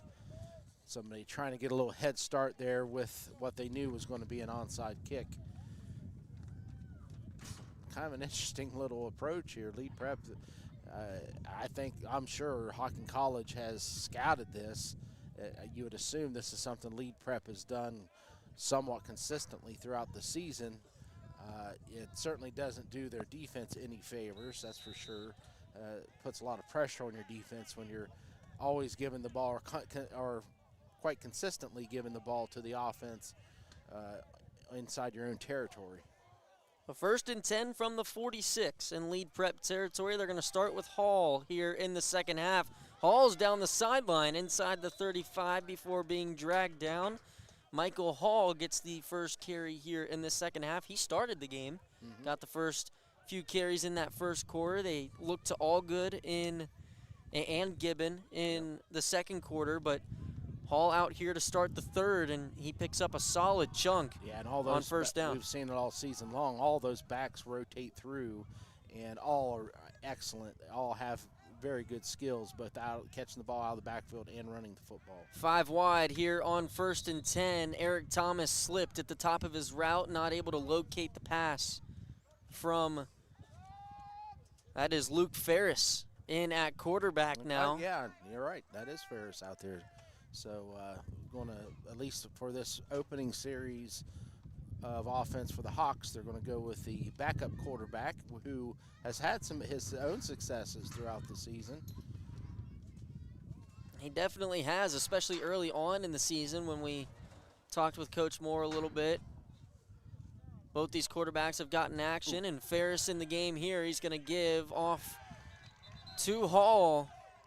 Yeah, a little bit of issue with the snap. Fortunate for the Hawks, the ball was ended up in the running back's hand, who was going to get it anyway, and they didn't pick up any yards, but at least they didn't turn the football over. They get it down to the 36-yard line. The line to gain the 25. It's going to be 3rd down and 11. They lost a yard.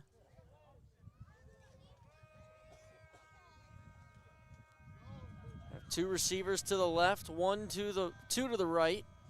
Running back in the backfield to the right of Ferris. He takes a snap, quick throw to the left side, too tall for Elijah Givens. Falls incomplete, now 4th down and long. Givens was open. It was just too tall for him. If you'd have hit him in the numbers, Givens is one of those athletes where he can just turn on the jets and run away from a defender. One of those passes where Givens might have been able to get up to it, but that ball got on him so fast he didn't have enough time to react. And now they're going to keep the offense out there for 4th down and 11. Thought we might see a punt, but Coach Moore going to keep him out. Ferris on 4th down, looking left, going deep, down the middle. It is caught! Inside the 5, went up to get it. High Great point catch. the football, Givens, I Elijah believe. Givens. Yes. Wow. What an athletic play. Give credit to the quarterback as well, Ferris, just throwing it up there, giving his receiver a chance. On a 4th down and 10, there's no reason not to throw the football. At worst, if it's intercepted, it's just a long punt. And just a great job there by the quarterback and receiver making a play here for the Hawks. And he came down with the football in the end zone. Or did he? He did. Yeah, it was a touchdown. They signaled So a that yes, touchdown, right? I believe they're going to go for. They're going to go for 2 is what's happening. No, it's 1st down. Yeah, well, no. Is that's just it? the yard marker standing there. No, that was a touchdown. They signal touchdown. They're just Okay. going for 2 here. Okay. Yard marker's just setting up. Well, I thought initially, I thought it was a supposed to. touchdown. Yep, they're going to go for 2 here because they missed the extra point earlier. Well, Ferris keeps it himself, rolling to his right. Nice. The pass is caught in the end zone. 2-point conversion is successful. And just like that, the Hawks extend their lead to 2 scores. It's up to 14, 28-14 the score. Hocking out in front after a huge touchdown to Elijah Givens on 4th and 11. Yeah, nice job there by the freshman tight end, Chris Miller, on the 2-point conversion, just finding the soft spot in the zone. And Ferris was able to get the ball to him quickly to convert on that 2 points. And that could be big, Daniel, converting that 2-point conversion there, getting it back to a 14-point lead versus a 12-point lead. We don't know what's going to happen here. Of course, again, the Hawks did give up quite a few points there in the second half last week. And, you know, any points and every point counts and matters in the end. But so far, the Hawks have certainly came to play today, looking good on both sides of the football so far. And now the defense has their opportunity here in the second half to continue this momentum. Now they've scored 21 unanswered. Have the Hawks. They lead at 28-14 after trailing 14-7. Zach Oyster has it teed up, kicks it away. A wobbler that bounces down to the 25. The return starts there. Hit hard and taken down just shy of the 40-yard line. That was Mustafa Al-Janabi on the return. Sets up the Kings with good field position, but this Hocking team is making some noise. They are fired up after that big hit. I think that was Artis, and I saw a couple other Hawks in there on the play. Really nice coverage there by the secondary. And you're right, Daniel, this Hawks team, they're pumped up right now. They want to finish this season the right way, on a good note, send these sophomores off feeling good about their careers at Hocking College. And so far, so good here in the second half. They led by 16 at halftime last week. And now 2.5 minutes into the third quarter, they lead by 14. But we do have flags on the field. It's going to go on the Kings. Like you said, Tad, a legal substitution.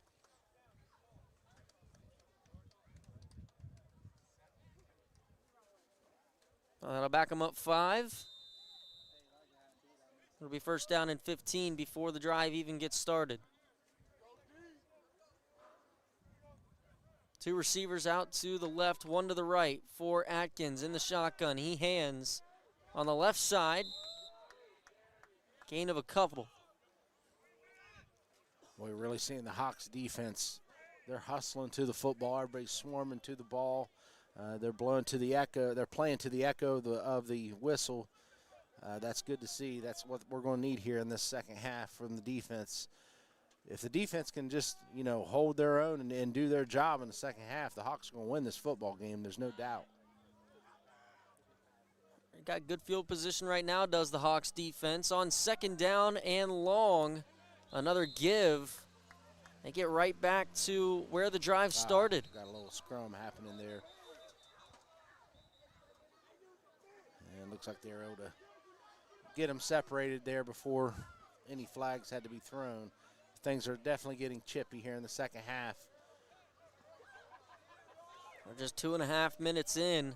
And I don't know if Lead Prep, if this may be their final game of the season as well. I'm not sure, but there's some words being shouted back and forth. To the Hawks' credit, they're just kind of ignoring it. They're ignoring what's happening there, and it looks like Lead Prep's going to call a timeout here. They will call timeout with 12:17. We'll take it with them on the Total Media live stream. Hocking College is the natural choice for your college education. At Hocking College, we turn passion into profession. Real skills for the real world. Level up your career or try something totally new. This is your sign, right here, right now, in the Hocking Hills. Apply today. Change your tomorrow at Hocking College. That was a good decision by Coach Grignon for lead prep taking that time out, trying to settle his players a little bit. Certainly, being down by 2 touchdowns now early in the second half, can't afford to be getting, silly 15-yard penalties for unsportsmanlike. You're now at a 3rd down and 9, a pretty important part of the game here for both teams. Atkins in the shotgun on 3rd down and 12. Pass out to the right side is caught and taken down across the 45-yard line is Scotty Goodwin. He had a big catch on 4th down earlier in the first half. Makes a catch there to bring it to 4th and manageable. Picks up over 8. It's going to be 4th down and short. Boy, it's a huge 4th down. 4th down and 1. Really a huge 4th down, because if the Hawks can get the stop here and give it right back to their offense and keep this momentum going, you have to be feeling really good if you're a Hawks fan. 4th down and 1 from the 47. Atkins takes the snap, give, stuffed in the backfield.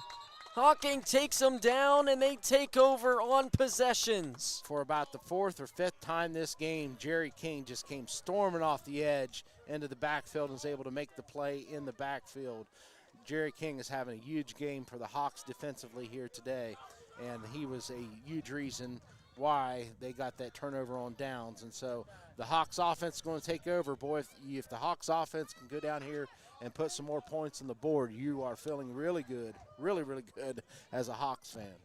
They take over on downs, and the Kings lost a few yards on the play as well, so it gives Hocking a little bit better field position at the 44 in lead prep territory. Short field in front of them, already up 2 scores. Ferris, hands, bouncing off tackles, all good to the left side. Flag in the backfield. He takes it down inside the 40. How does he do that? All good. Every time. I don't think I've seen all year him get tackled by a single defender. He just has such great balance. At least not on the first hit. Yeah, he just has such great balance. But it looks like the Hawks are going to be called for a penalty here. I believe it was a hold that was called. That'll back him up across midfield to the 46-yard line. Back in their own territory. It'll be 2nd down and 20. And Nakarius Allgood, who dealing with a little bit of a sore knee. You would not be able to tell if he was not wearing that wrap. Ferris, quick pass. Right side is dropped. Boy. That was dangerous. The ball was overthrown. I think it was intended for the inside receiver, and it was just slightly overthrown. And there was a defender right there who just did not see the football well enough to make the play, but that had the potential of being a very dangerous play for the Hawks. Just under 11 minutes remaining here in this 3rd quarter. Hocking has already put 8 points on the board. And they've got the football back, but it is 2nd down and long. 20 yards between the line of scrimmage and the 1st down marker. Ferris, fake give, passes batted at the line. A great defensive play, and now a lot of emotions. High tensions here after the play. Flags come flying in. I didn't see much pushing and shoving, just a lot of yelling. I'm not sure. I know they were tangled up there on the interior, and let's see what they... Unsportsmanlike, that's going to go on the Hawks. Oh, boy. Can't have it, fellas. Just can't have it. Can't be doing it. You're up 2 scores right now. You got to be able to control those emotions. Let the other team make those mistakes. So that's, Daniel, that's obviously that's going to set them up in 2nd down, and let's just call it forever. Yeah. Because, now if you're Coach Moore, you just need to get things under control emotionally, get your head right, get things moving right in the right direction, try to pick up as many yards, get as much of this back as you can before punting the football. The ball's spotted at the 29, the line to gain the 34 on the other side of the field. It's actually 3rd down because that happened after the play, so it's going to be 3rd down and forever. It's 3rd down and 37.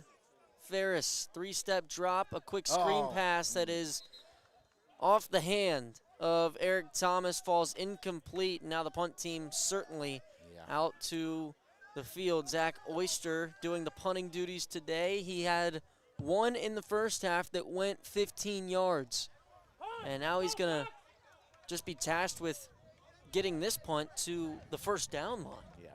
So the offense obviously did not do the defense any favors there, losing quite a few yards, losing field position. You have to hope you can penalties. you have to hope you can get a decent punt off here and give the defense a reasonable chance here. The wind once again working against Oyster. He gets it away. A little bit better of a punt this time. Will land right at midfield and bounce out of bounds at the 48-yard line. He ends up getting 23 yards on the punt. Like you said, Tad, there is a flag back around the initial line of scrimmage. The Hawks, because they're talking to I imagine it's going to be holding of the Kings in the area of a hold. You know, I would probably accept him and make him kick it again. If I'm Coach Grignon, I'm thinking about maybe accepting this. Yep, and it looks like they're going to. Yeah. Or are they going to accept it at the end of the kick? Is that a possibility? Yes, they're accepting it at the end of the kick. So they will, they will add 10 yards to the end of the kick. It'll be first down and 10 from the 41 for lead prep. So it feels like we've already gotten through 10 minutes of this third quarter. There hasn't even been 5 minutes that have come off the clock. This game, still a lot of time left in it. Only a 2-score game. A.J. Dixon back in at the quarterback spot.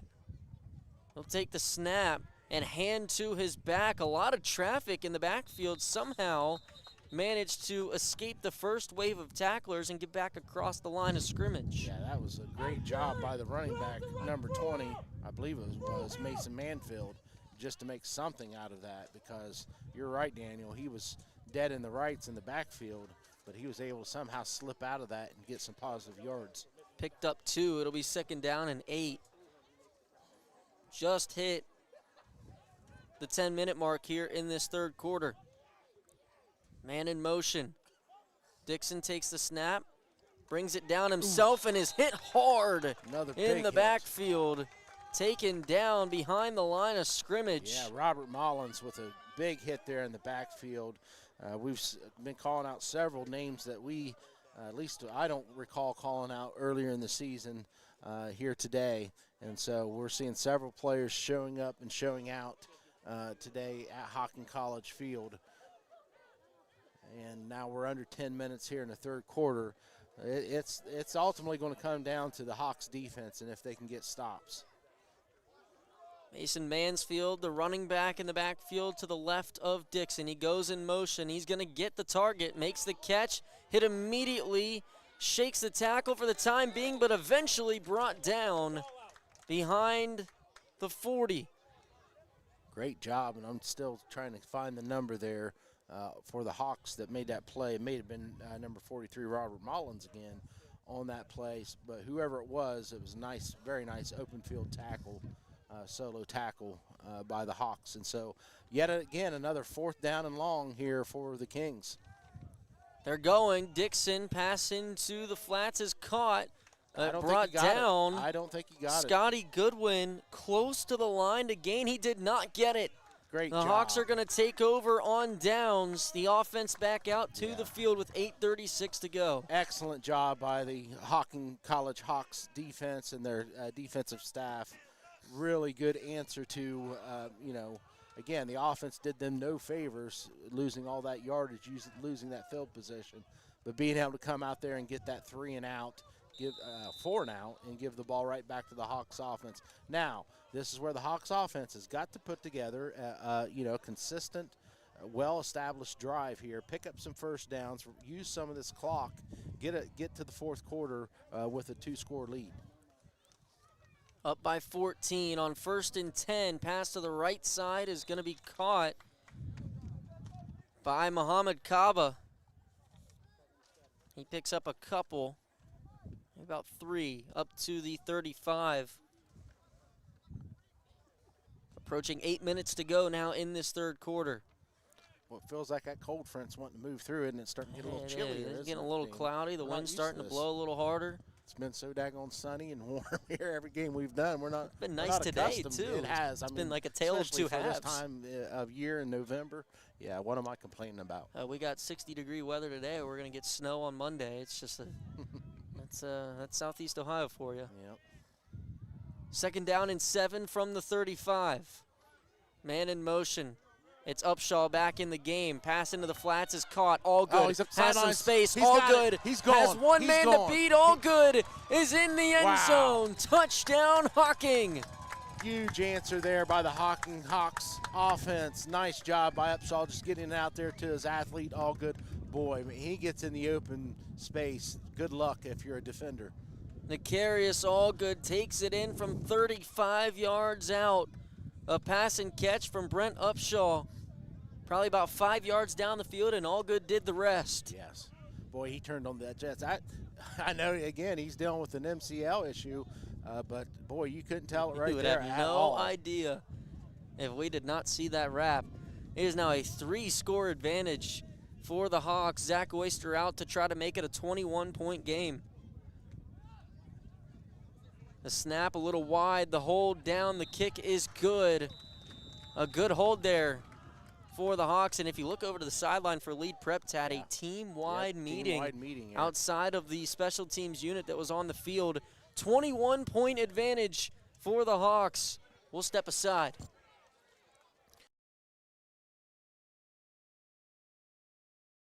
Hocking College is the natural choice for your college education.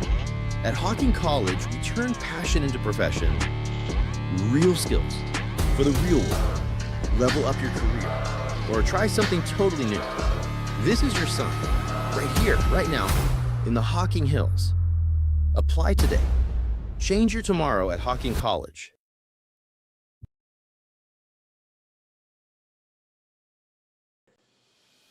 I'm Chief Barber from the Nelsonville Division of Fire here in Nelsonville, Ohio. We're here to briefly talk about the basket program we have here in the city of Nelsonville. Back in 1948, the basket program started to help 14 needy families. 2025 marks the 77th year of the basket program. This is a collaborative effort between our fire department and the York Township Volunteer Fire Department.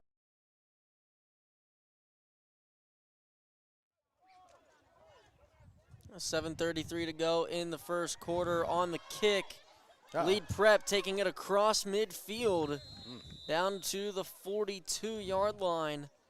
It'll be good starting field position for the Kings, who now, all of a sudden, after leading by 7, they've given up 28 unanswered points. Yeah. They trailed 35-14. And Coach Grignon is trying to keep the Kings' minds in the right direction here. You know, he's done a nice job of calling timeouts probably when he should, of, you know, getting the troops together and talking to them and trying to get them refocused. But this is an offensive series for the Kings right now. They need to put some points on the board to get themselves back in this football game. On 1st and 10, a pass out into the flats is caught, taken down rather swiftly there. That was Amir Atkins on the reception.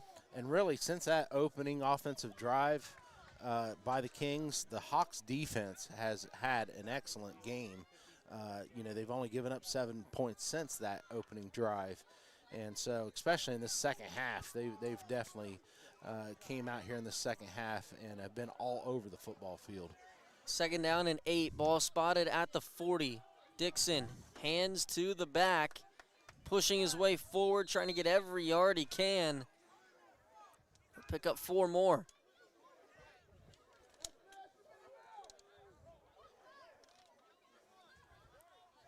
Clock winds, under 6.5 minutes to go now in this 3rd quarter. Feels like this Kings team has been working out of the backfield primarily here today. Not a lot of passes down the field. Seen a couple, but not many. Flags fly pre-snap. False start.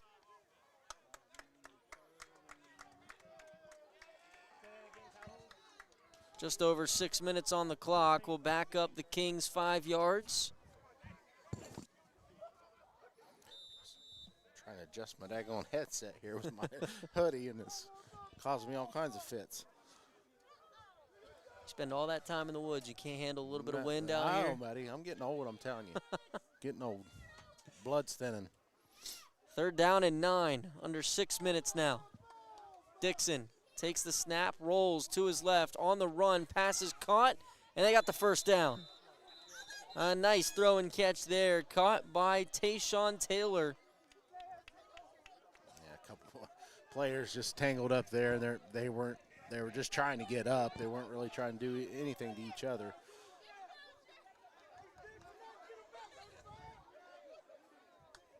They'll move the sticks. They pick up about 10. Of course, many of the parents are here today, especially for these sophomores who are going to be moving on.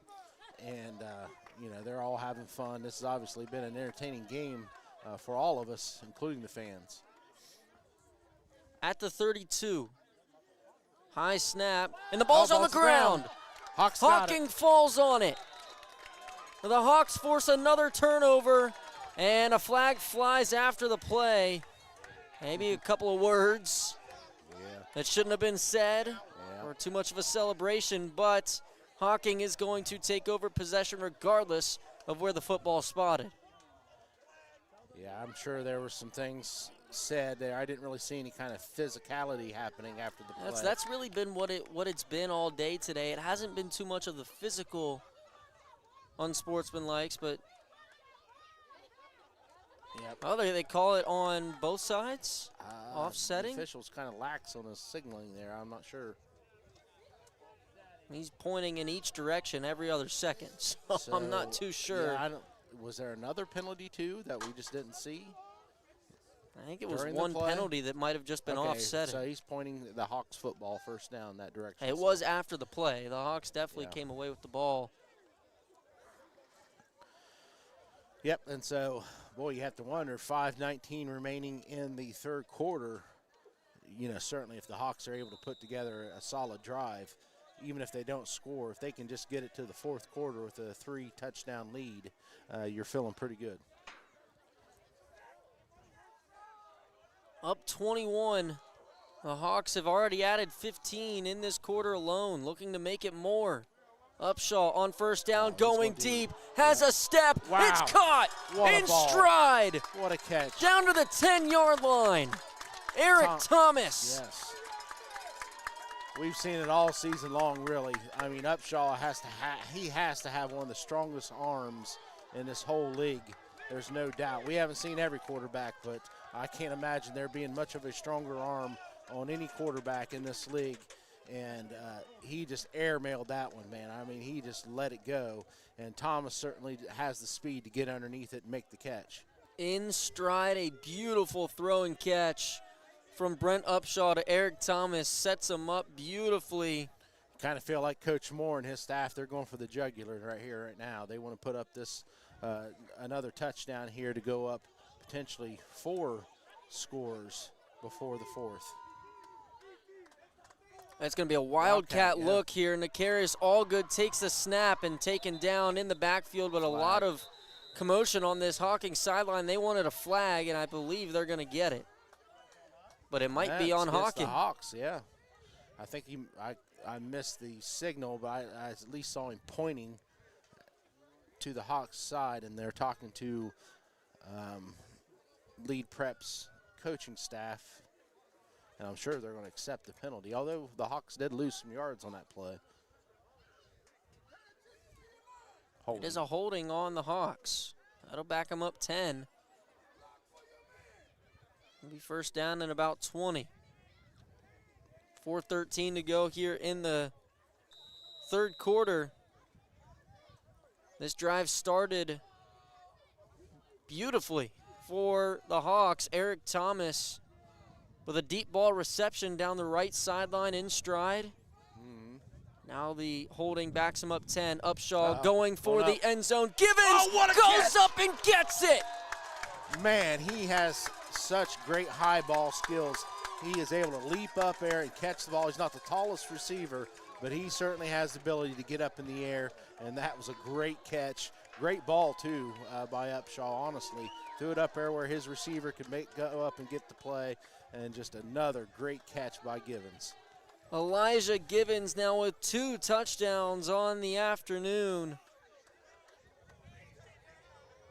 Oh, that's 3 for him. Yeah, he had 3. 1 down That's on right. this end in the Yes. first half.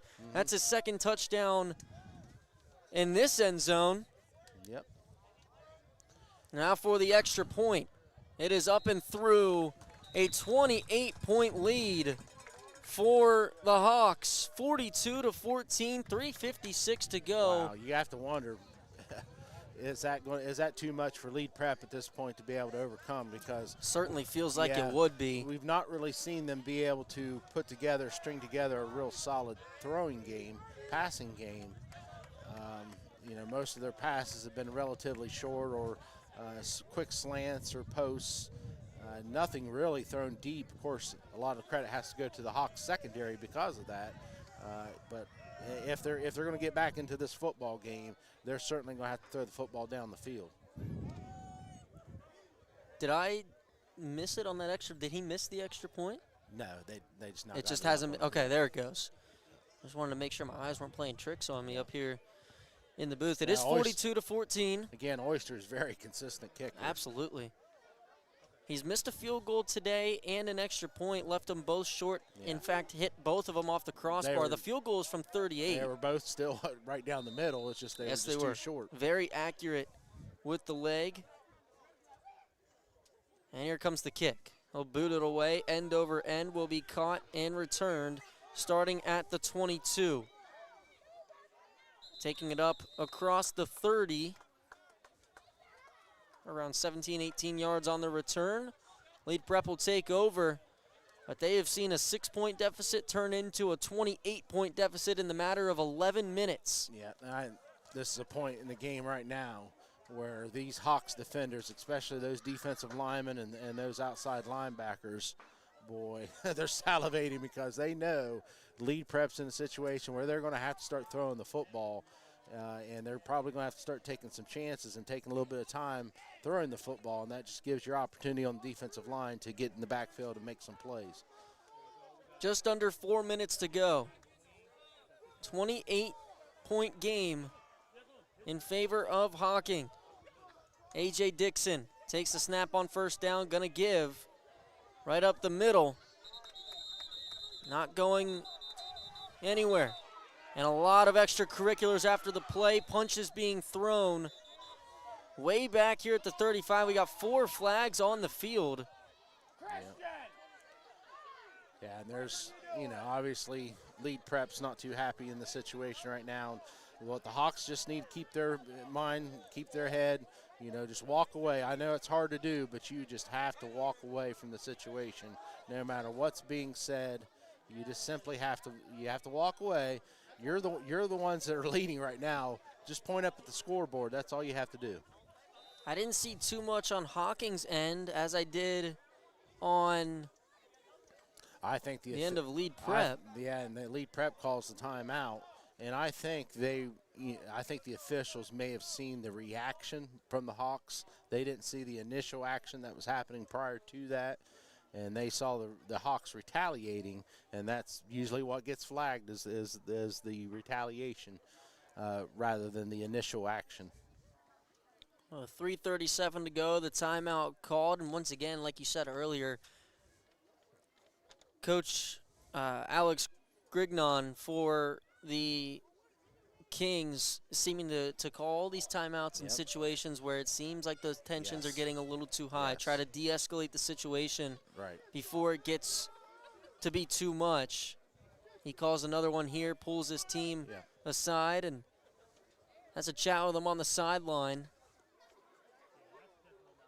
Maybe more of trying to keep the emotions intact than it is about strategy on the sideline. That's absolutely right. Coach Grignon, he saw that his players were also, contributing to what was happening. And now, wait a second, now we're walking back the other direction. Now I'm all kinds of mixed up now, Daniel. I'm not sure. Maybe it was actually called on the Kings and the officials made the mistake and just walked the wrong direction. Yeah, they're backing That them has to all be the way why. up inside the 35. They're going to mark it down at the 33-yard line. Okay, so The line to gain is a 50, so it's what we Gonna saw be second was down what and we saw. 17. Yeah. in fact, what we were seeing with our own eyes, we thought it was going to be called on the Kings, and that, in fact, was the call. They just marched it the wrong direction. And now the Kings don't have a player on the field. They have to rush a player onto the field. We don't have the Play clock is not running. operating. Second down and 17. Dixon gonna hand immediately. Yep, Taken there it down is. in the backfield. Once again, Jerry King coming off the edge. He's had a great game. Really, the Kings have not been able to block him well at all on the edge. And so King has been playing in their backfield pretty much the entire game. And like you said earlier, Tad, these numbers very tough to read. I can't tell if it was a 20 or 28. I believe it was Jamori Biggs on the carry. And now it is third down and very long. Third down and 20. Stepping back to throw. Now steps up, looking, and just gets it away. That's a good decision by Jadon Zavisky Yeah, throwing it out. that's a good decision by Zavisky. There was nothing there. No reason to take the loss in yardage. Just toss it out of bounds and live to play another down here, which is going to be a fourth down and about 20. Backed up deep in their own territory. Let's see what the play call is here on fourth as he backs up a couple more steps. And we're going to get a punt. Kick is away. Nobody back deep to return for Hocking. It will bounce out of bounds at the 39-yard line. 2.5 minutes to go here in this third quarter. Stop the clock. It's still running. Hocking takes back over. They've already put 22 points on the board here in this third quarter, leaving no doubt in the second half this week. Yeah, no doubt at all.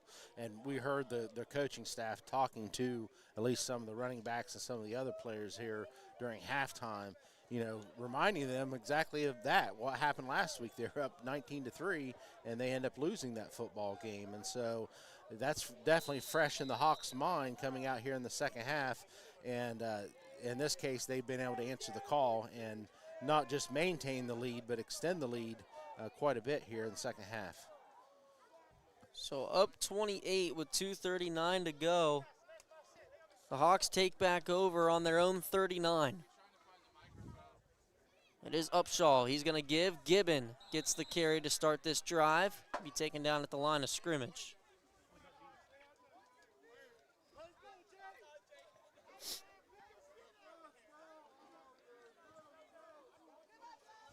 The clock runs.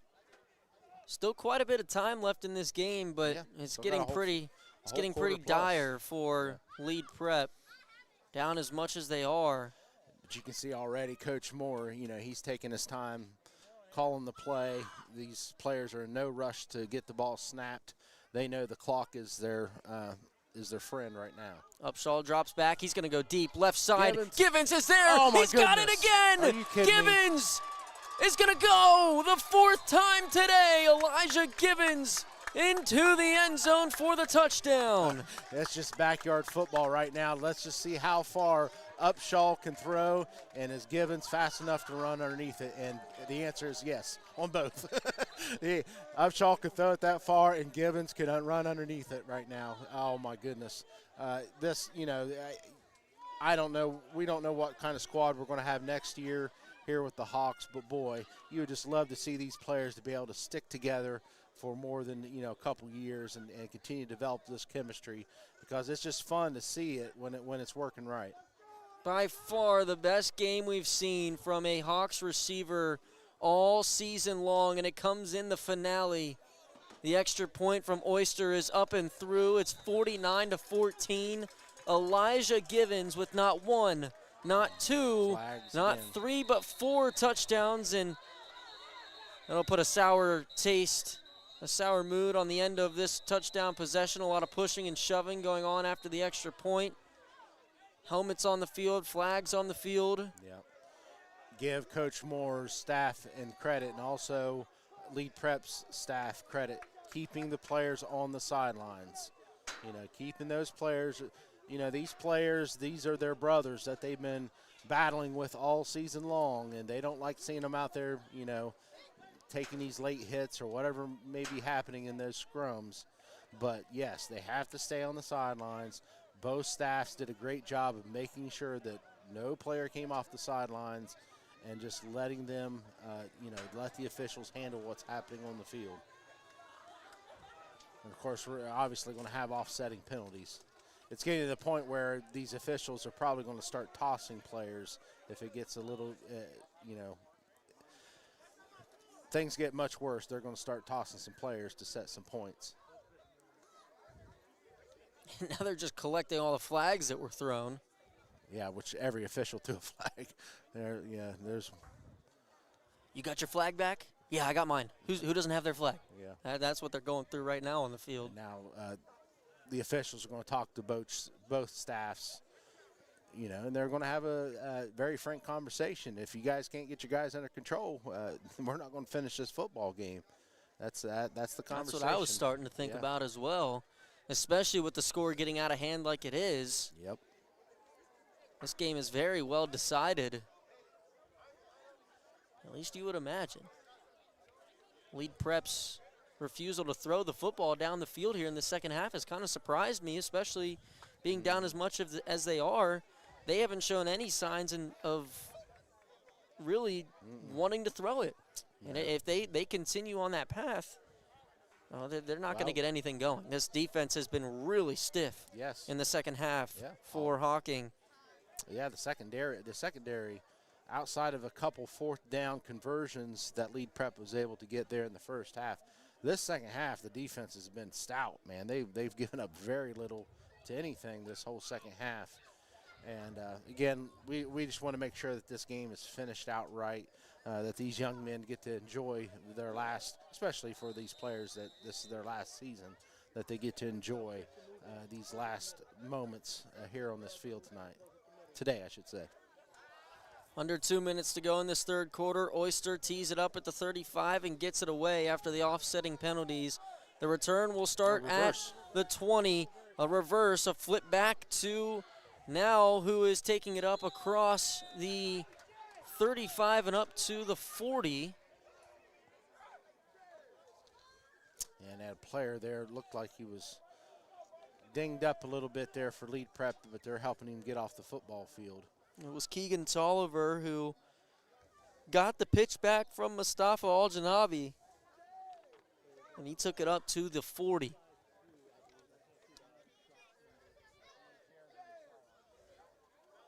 And now first down and 10. Dixon back into the game. Passes it to the left side, is caught. Just a quick out route and out of bounds. A pickup of about 5. Don't fall through there, Daniel. That's what I'm going to say.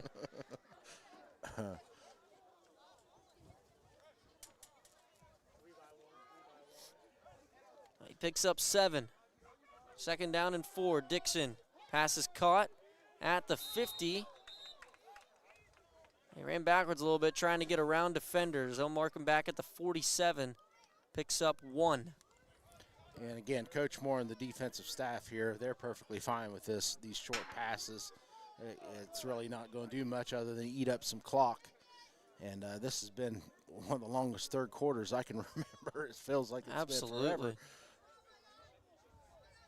They move the ball about 6 inches forward to the 48. Third down and 2. Dixon, quick pass is dropped on the sideline. They almost cut that route and picked it off. The pass is intended for Mustafa Al-Janabi. Yeah, and MacMarco Zanders, he was, I think he was going to try to undercut that. You know the crowd saw it too. You heard all the oohs and ahs. They know how close that was to getting picked off. Yeah, if it had been a more accurate pass, it very well could have been picked off. Now it's fourth down and 2. We got whistles and I believe a timeout. I don't know if the officials had the ball set correctly. Yeah, they didn't have it set on the yard marker. There we go. Well, they moved it up about 4 more inches for them after that last play. Ball gradually getting closer to the 50. Fourth down and 2. Dixon all alone in the shotgun, takes the snap, quick throw is caught. First down across midfield. Just all hitch were out there. Everybody ran hitches. All the receivers ran hitches, and enough to at least pick up the first down to keep the chains moving. But again, it's also keeping the clock running. Under half a minute to go now in this third quarter. 3 receivers to the right, 1 to the left. Dixon takes a snap, rolls to his right, under pressure. He's spun down in the backfield. Guess who? Robert Mullins. That was a combination of Robert Mullins and Jerry King there coming off the edge. I think it was actually Mullins that got to him first. So, again, we've seen a lot of edge pressure this entire game for the Hawks. We have called both of those names quite often this afternoon, and they have been a focal point in leading this team to a 49-14 lead after 3. Here from Hocking, we'll step aside. Hocking College is the natural choice for your college education. At Hocking College, we turn passion into profession, real skills for the real world. Level up your career or try something totally new. This is your sign, right here, right now, in the Hocking Hills. Apply today. Change your tomorrow at Hocking College. Start of the fourth quarter here from Hocking College. The Hawks lead it 49-14 here in the season's finale. An explosion in the third quarter. They put up 29 points in that third quarter. They only led by 6 at halftime, Tad, and now it's a 35-point game. Lead Prep. He doesn't know what hit him. Well, they had it happen to them last week. The Hawks did. Yes, they did. Yeah, but you know, obviously, again, this is going to be an excellent way to end this football season as long as we can finish this out right. First down and 10 from the 45 for the Kings in their own territory. Dixon, a quick drop, now steps up in the pocket, going to take off and run. He will be hit and taken down at the 50. Picks up about 5. Yeah, nice job there of getting some pressure. Quarterback made the wise choice, pulled it down, got some positive yards there. I think Tyler Reed and Bryson Brown combined on the tackle there. Oh, that was second down. Now it's third down. And long. Dixon going deep down the seam. It is caught. It's going to be enough for the first down. Yeah, first real deep throw that we've seen from the Kings here today. We saw him throw that one for a touchdown in the first half, true. but since then, and that was the same play. Yeah. But since then, we haven't seen anything of the sorts. A nice pass and catch from Dixon. Now he's going to go to his left, and that pass is going to be caught at the 25-yard line. That's Keegan Tolliver. Moving the football a little bit on these last couple of plays. Mm-hmm. Yep, but you know, some of these secondary players like Sahi Davis, they're just keeping everything in front of them right now and making the Kings earn whatever points they may score here. On second down and short, Dixon, all the time in the world, now rolls to his left, throws incomplete off the fingertips of Mustafa Al-Janabi.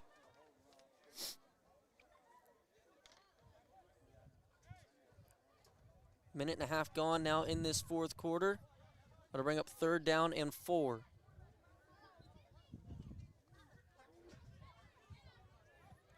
An outstanding day for this Hawks offense, and specifically Elijah Givens. 4 touchdowns through the air for Givens. He has been dynamic. No doubt. And this Hawks defense has done a great job of getting him back on the field. Now a pass caught one-handed on the sideline, tiptoeing. Amir Atkins, who started the game at quarterback, just reaching back for a pass that was behind him, able to pull it in and pick up the first. Yeah, one-handed, just reached back there last second, snatched it. Boy, that's an athletic play. Bring up first down and 10. The ball inside the 15. Lead Prep just trying to get back into the end zone for the first time since the first half. A high snap. It'll be blown dead with a flag, a false start on the offense. And really, for Lead Prep, they've not been able to show, for the most part, being able to put together a consistent drive without something like this happening. Some sort of penalty or perhaps a turnover, just something where they're basically their own worst enemy in some cases. First down and 15. Dixon, hands on the jet sweep. Mustafa Al-Janabi hit hard in the backfield. Yep, Call once his name again. Robert Mullins on the play once again. An outstanding afternoon on the defensive end for Mullins. Yeah, he's actually working inside linebacker to outside linebacker on that jet motion. He was just kind of working his way to what the motion side, he was to the motion side, and he obviously saw what was coming, and he shot up the field and was able to make the play quickly there from the inside linebacker position. Second down and very long. Dixon steps up, throws to his left. The pass is going to be caught. Taken down around the 20. Just a couple of yards inside the 20. And again, the Hawks, they'll give that up all day long. You know, that's just going to keep the clock running. Really doesn't have much of an impact as far as getting the Kings back into this game quickly. Under 12 to go. Third down and 18.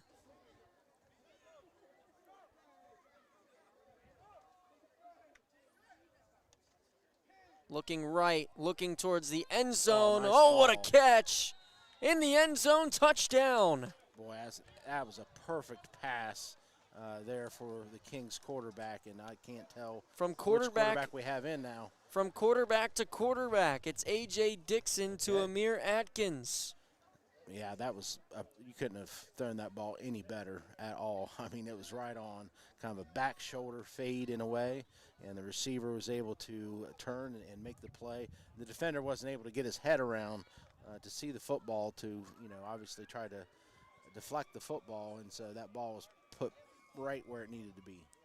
Now the lineup to go for two once again here. Dixon takes the snap, fakes the give on the jet sweep, up through the middle of the line and into the end zone. 2-point conversion is successful. 49-22 now the score. Yeah, so that does give the Kings at least a slight chance here to perhaps get back into this football game.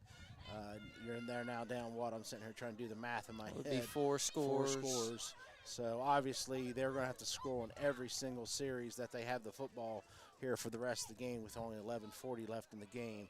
And they're more than likely going to have to get a couple onside kicks or at least a couple turnovers. Well, you know. we've seen every kickoff from them today outside of one of them has been an onside kick. So Yeah. And you would imagine the Hawks are going to have their hands team out there for this. It does look like that's what they have. and the Kings have been they've had some good onside kicks. Yeah. They haven't recovered any of them, but they have been difficult kicks to field. Yep. Certainly for the Hawks. We'll see what they get coming out the here. Hawks need to have a couple more of their guys up on the front line here. I'm not sure what's happening.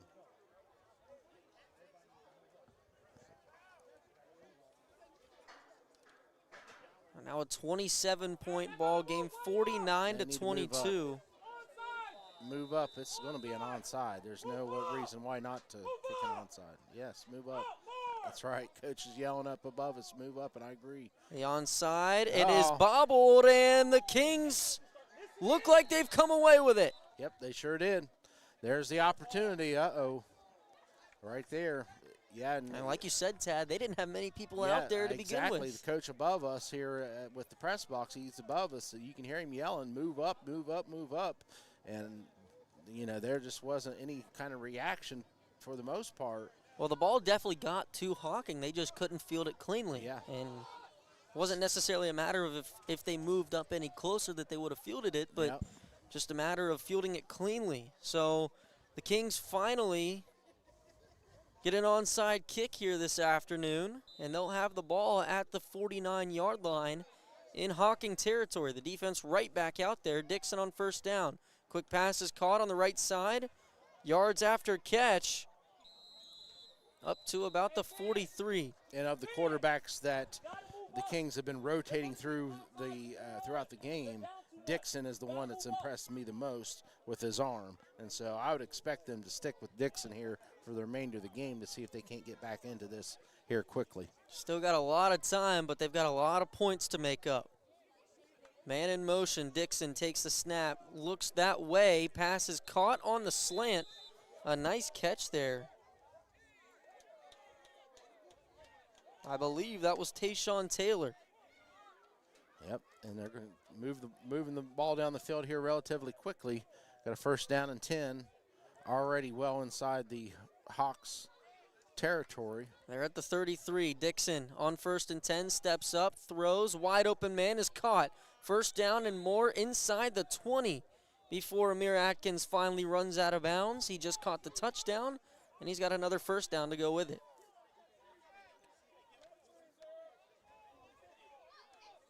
Yep, Oh, this Hawks defense getting a little soft here. Getting a little winded, getting a little soft. Kings are getting quick up to the line, running this 2-minute offense.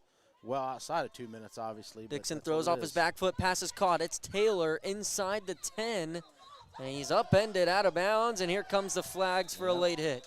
Yep, that's going to be a late hit. I mean, half the distance to the goal after the end of the run, Just it wasn't, and it stops the clock. Yeah, unnecessary roughness is what's going to be called because he was already in contact with the offensive player, but he really didn't have to finish that tackle because he was well out of bounds at that point. Already in contact, and the whistles had already been blown way prior to the tackle being made. Oh, I guess I was wrong. The clock does continue to run. But the ball is spotted inside the 5. It's down to the 4. 1st and goal. Man in motion. End around, flags fly pre-snap, and the Hawks are going to get those yards right back. False start on the offense. Now back to the 9.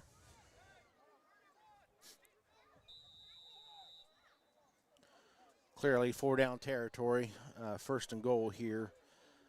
But the Kings, you know, they need to score as quickly as they can here. Dixon fields a wide snap, rolls to his right, pass to the back corner is tipped a couple of times and falls incomplete. Yeah, it's as far away from us as you can get on the football field, so I'm not probably going to be able to read that football number.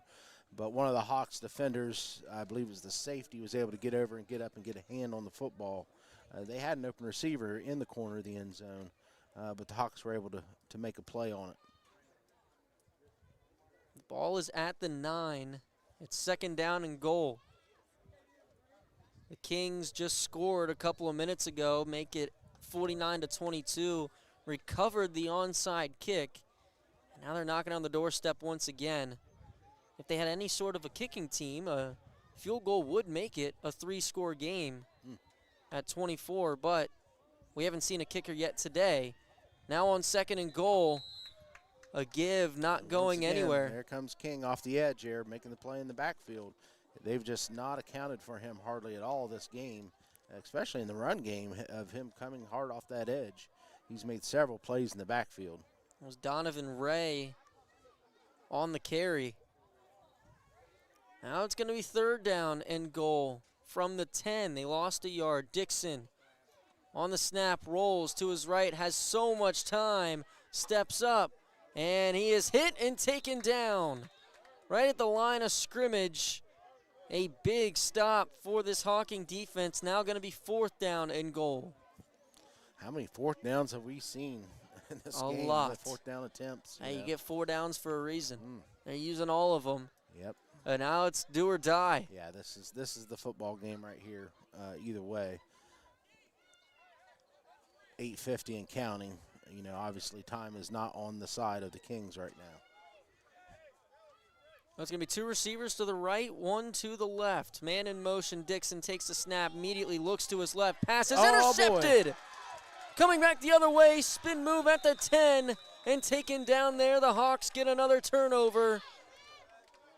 And that's Richardson. Once again, another interception for him. Nice job by Richardson once again, just setting back in that zone, reading the quarterback's eyes. He knew the ball was going to have to be thrown into the end zone there, and so he did a nice job of breaking on the football once the quarterback started to extend. And nice job there by the Hawks, ultimately getting the stop after the onside kick was recovered. And now the Hawks they can relax a little bit, I think, at this point. Yeah. I thought maybe they were relaxing too soon there before, but up 49-22 with 8:33, as long as they don't turn the ball over, they should be okay. The offense gets the ball back on their own 10. It'll be first down and 10. Luke Ferris, the quarterback. He'll take the snap and give. Working on the left side. Ooh, A big hit. A truck coming Yeah. down the lane. The corner came up to try to make the play, and you'll have to get the running back's number there for the Hawks. Looks like number 28 maybe to me, Daniel, but It is Nicarius Woodard. yeah, I mean, that corner came up flying up to try to make the big hit, and Woodard is the one that really put the stick to the defender. Under 8 minutes to go now. He picked up 6. Second down and 4. Ferris fields the high snap, going to give right back to Woodard. The ball's on the ground. Ball's on the ground, and the Kings come up with it. Oh, exactly what the Hawks could not do, should not do. That's the most important thing. You got to keep two hands on that ball.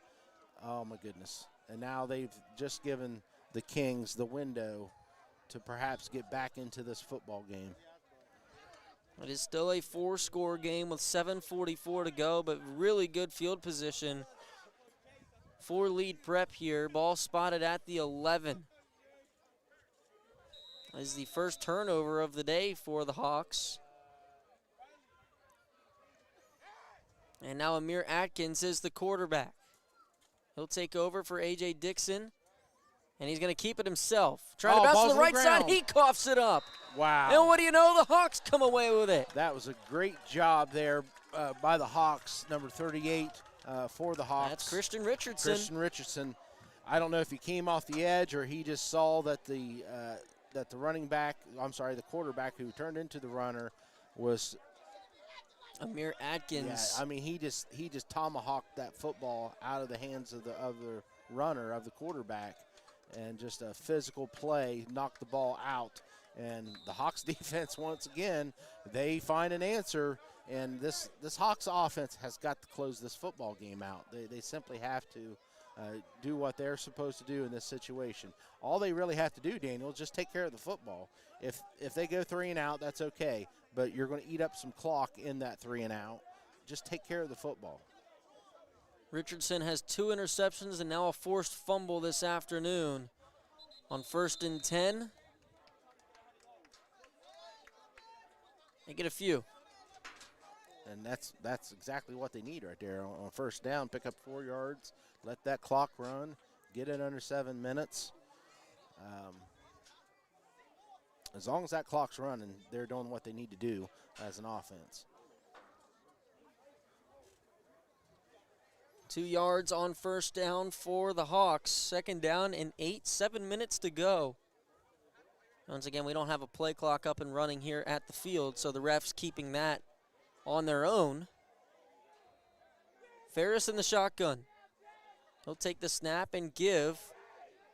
Right up the middle, bouncing off of defenders.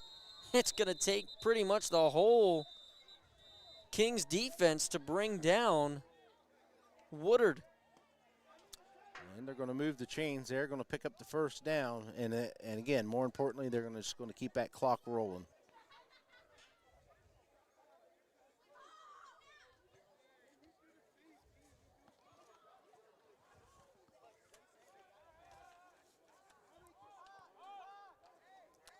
They should be stopping. I don't know what's going on here. Officials are taking time out there, letting players exchange. Yeah, I'm not sure. 1st and 10. Another give on the left side this time. Just pulling defenders before being dragged down out of bounds. Another solid pickup on first down.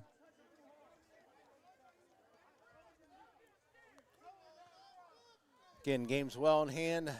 Just need to finish this out right if you're the Hawks and maintain control of the football Clock's going to start rolling again, even though he did go out of bounds. It's not under 4 yet.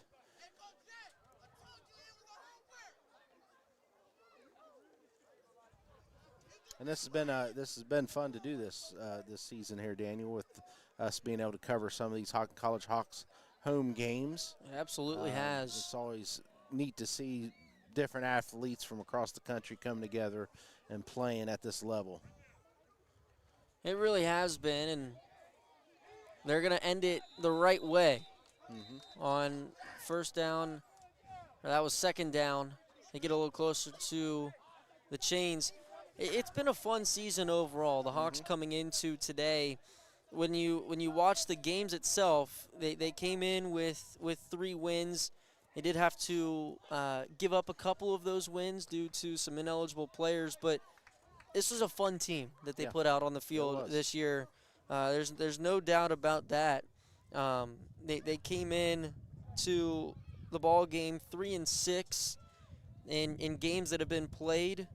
The actual record is 1-7 with some of those games that were lost due to the players. Here, Muhammad Kaba picks up the first down and some.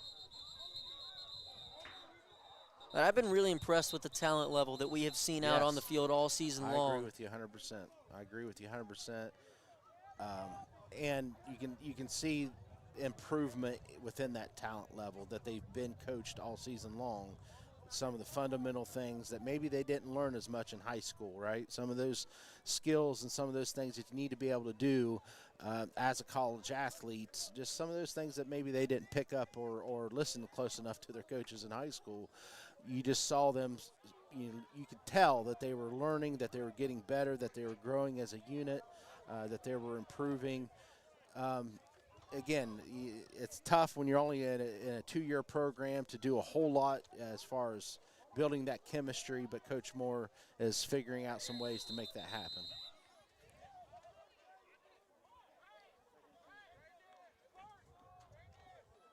Javante Emerson. And, of course, we should definitely mention all along they're getting a great education here at Hocking College, right?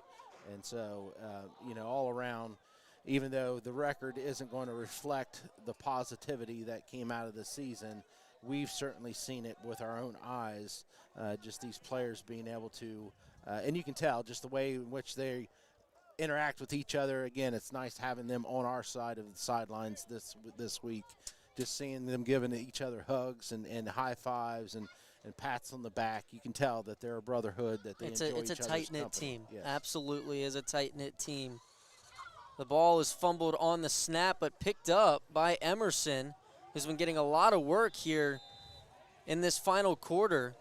And he saved what would have been a loss of quite a few yards there, got back around the line of scrimmage. Yeah, there's quite a few players on both sides of the football field right now that didn't see as much playing time earlier in the game that are now out there getting some snaps in here before we finish out the season. So Hocking will officially finish with 2 wins on the record, but 4 wins on the field. On the field, yeah, yes. That's the way of saying it. Yes, 4 wins on the field.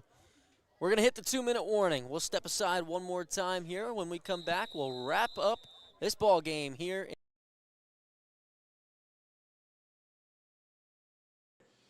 I'm Chief Barber from the Nelsonville Division of Fire here in Nelsonville, Ohio. We're here to briefly talk about the basket program we have here in the city of Nelsonville.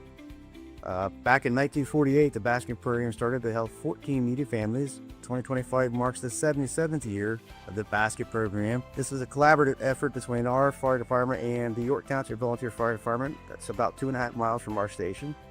This year, we aim to help over 200 needy families in the community, and every contribution for this program helps.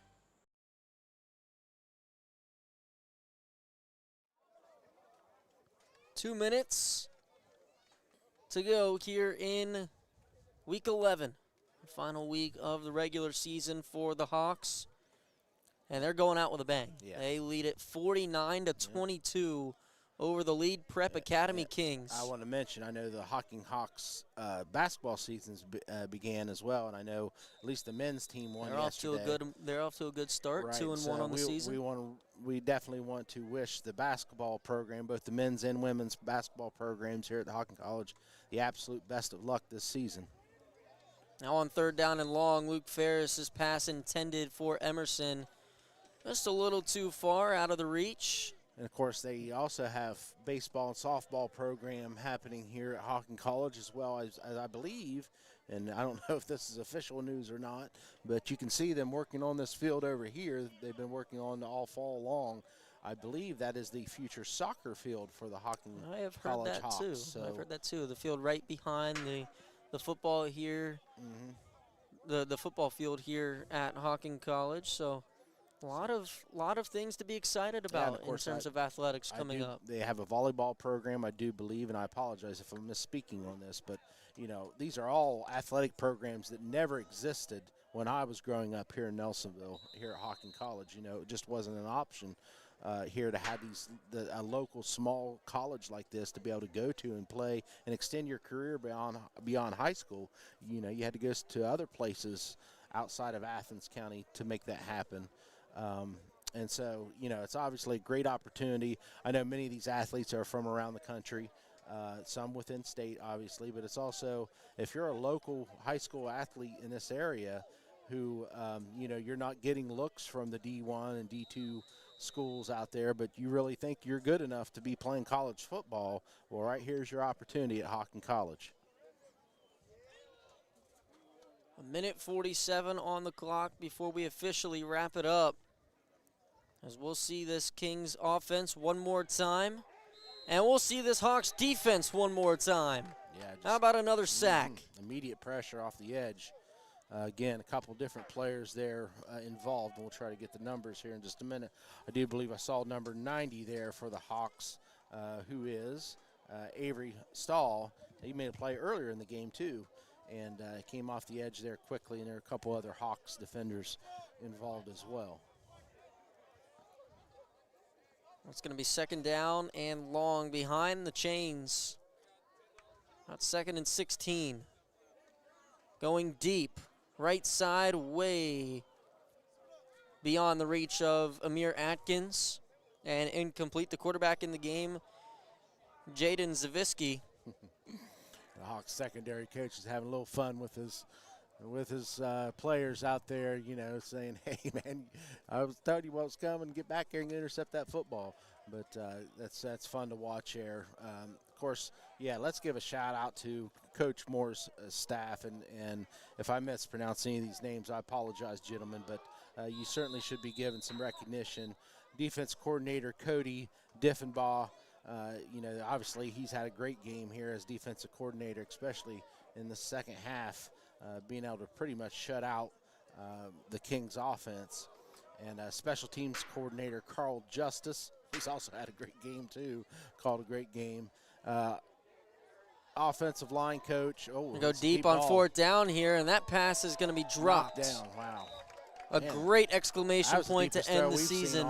All day long for the Kings, yeah, but yeah, absolutely. Go ahead. A Danny. great exclamation point to end the season for this defense. They force another turnover on downs, get it back for the offense, who I imagine will just take a knee and end this game. Go on. Yeah, so again,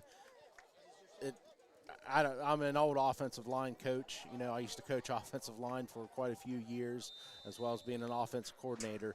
I know how important that offensive line is to any success on a football field, whether it be a Friday night or a Saturday or a Sunday. And so shout out to Garrison Wheatley, who's done a nice job with his O-line all year long. Michael Tyler, who, we just saw there talking to his secondary. We've had 2 interceptions this game, I believe, 2 or 3 interceptions. And Christian Richardson has 2 himself. Yeah, and the most impressive thing I've seen in this game is the tackling by the DBs. The tackling's been so solid this entire game, and the linebacking core as well had a phenomenal game. Emmanuel Beal, excellent job, gentlemen, all season long, continuing to work with these young athletes, and we certainly appreciate the work that you've put into this season. This game is going to wrap up and finish here in favor of the Hawks. A 49-22 final here on this gorgeous Saturday afternoon. The Hawks finish their season officially with 2 wins, but in between the lines, they won 4 times this season. A fun season. Calling here for the Hocking College Hawks, Daniel Barnard alongside Tad Steinbrink. I don't think that we're going to get handshakes here at midfield after the game after what we saw a few weeks ago, and tensions high here this afternoon as well. And I agree with that as well. Coach Moore and Coach Grignon meeting at midfield to communicate that with each other. But the Hawks win it 49-22. We'll step aside here, and when we come back, we'll wrap it up one last time here for the Hawks in the regular season.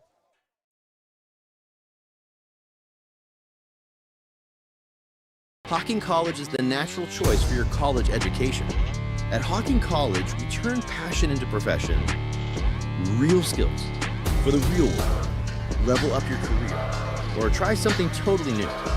This is your sign, right here, right now, in the Hocking Hills. Apply today. Change your tomorrow at Hocking College.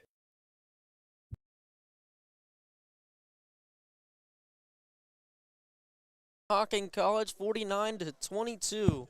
The final score, the Hawks win it in the season's finale. They end the season on a high note here in front of the home crowd, and they left no doubt in the second half, the third quarter specifically, where they put up all 29 points that they scored in the second half. I mean, let's talk about Elijah Givens. Yeah. 4 touchdowns this afternoon, a dynamic receiver all season long for this Hawks team. I would venture out to say that he wasn't the first look for Brent Upshaw on most plays. I would think that would have been Eric Thomas, but today, Elijah Givens was that guy scoring 4 times. Especially in that second half. I mean, it was just see how far I could throw it and see if Givens can go up and get it. And it was successful each time.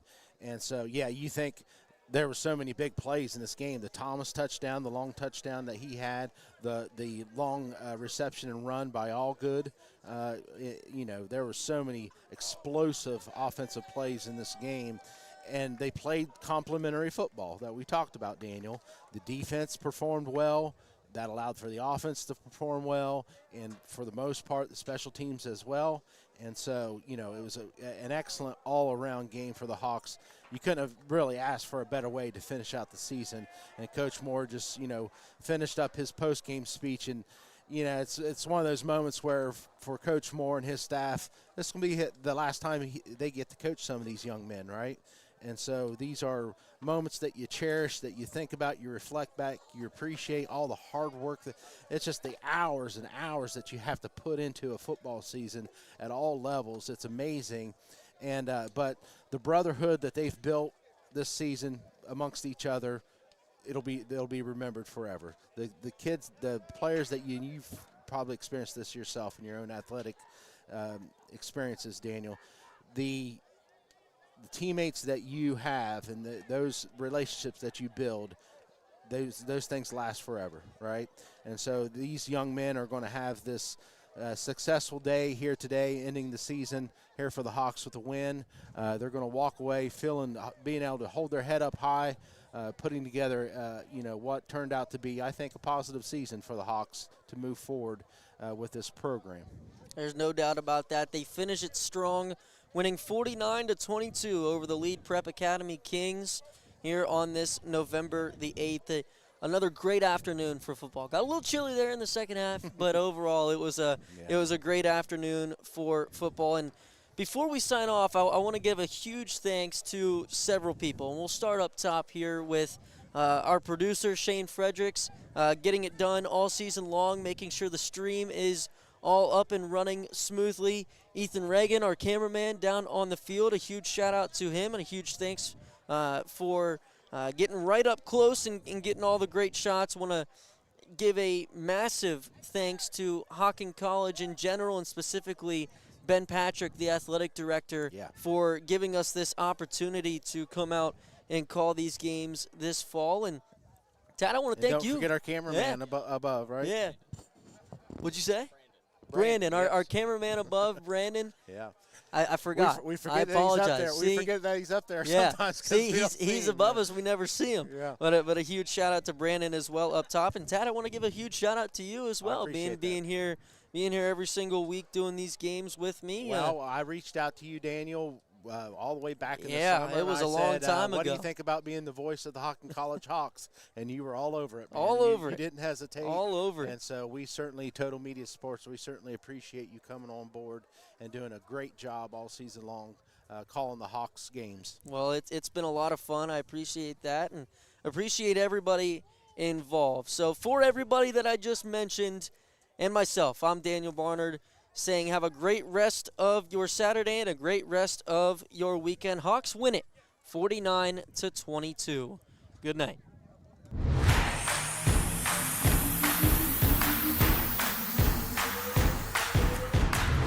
Thanks for watching Hocking College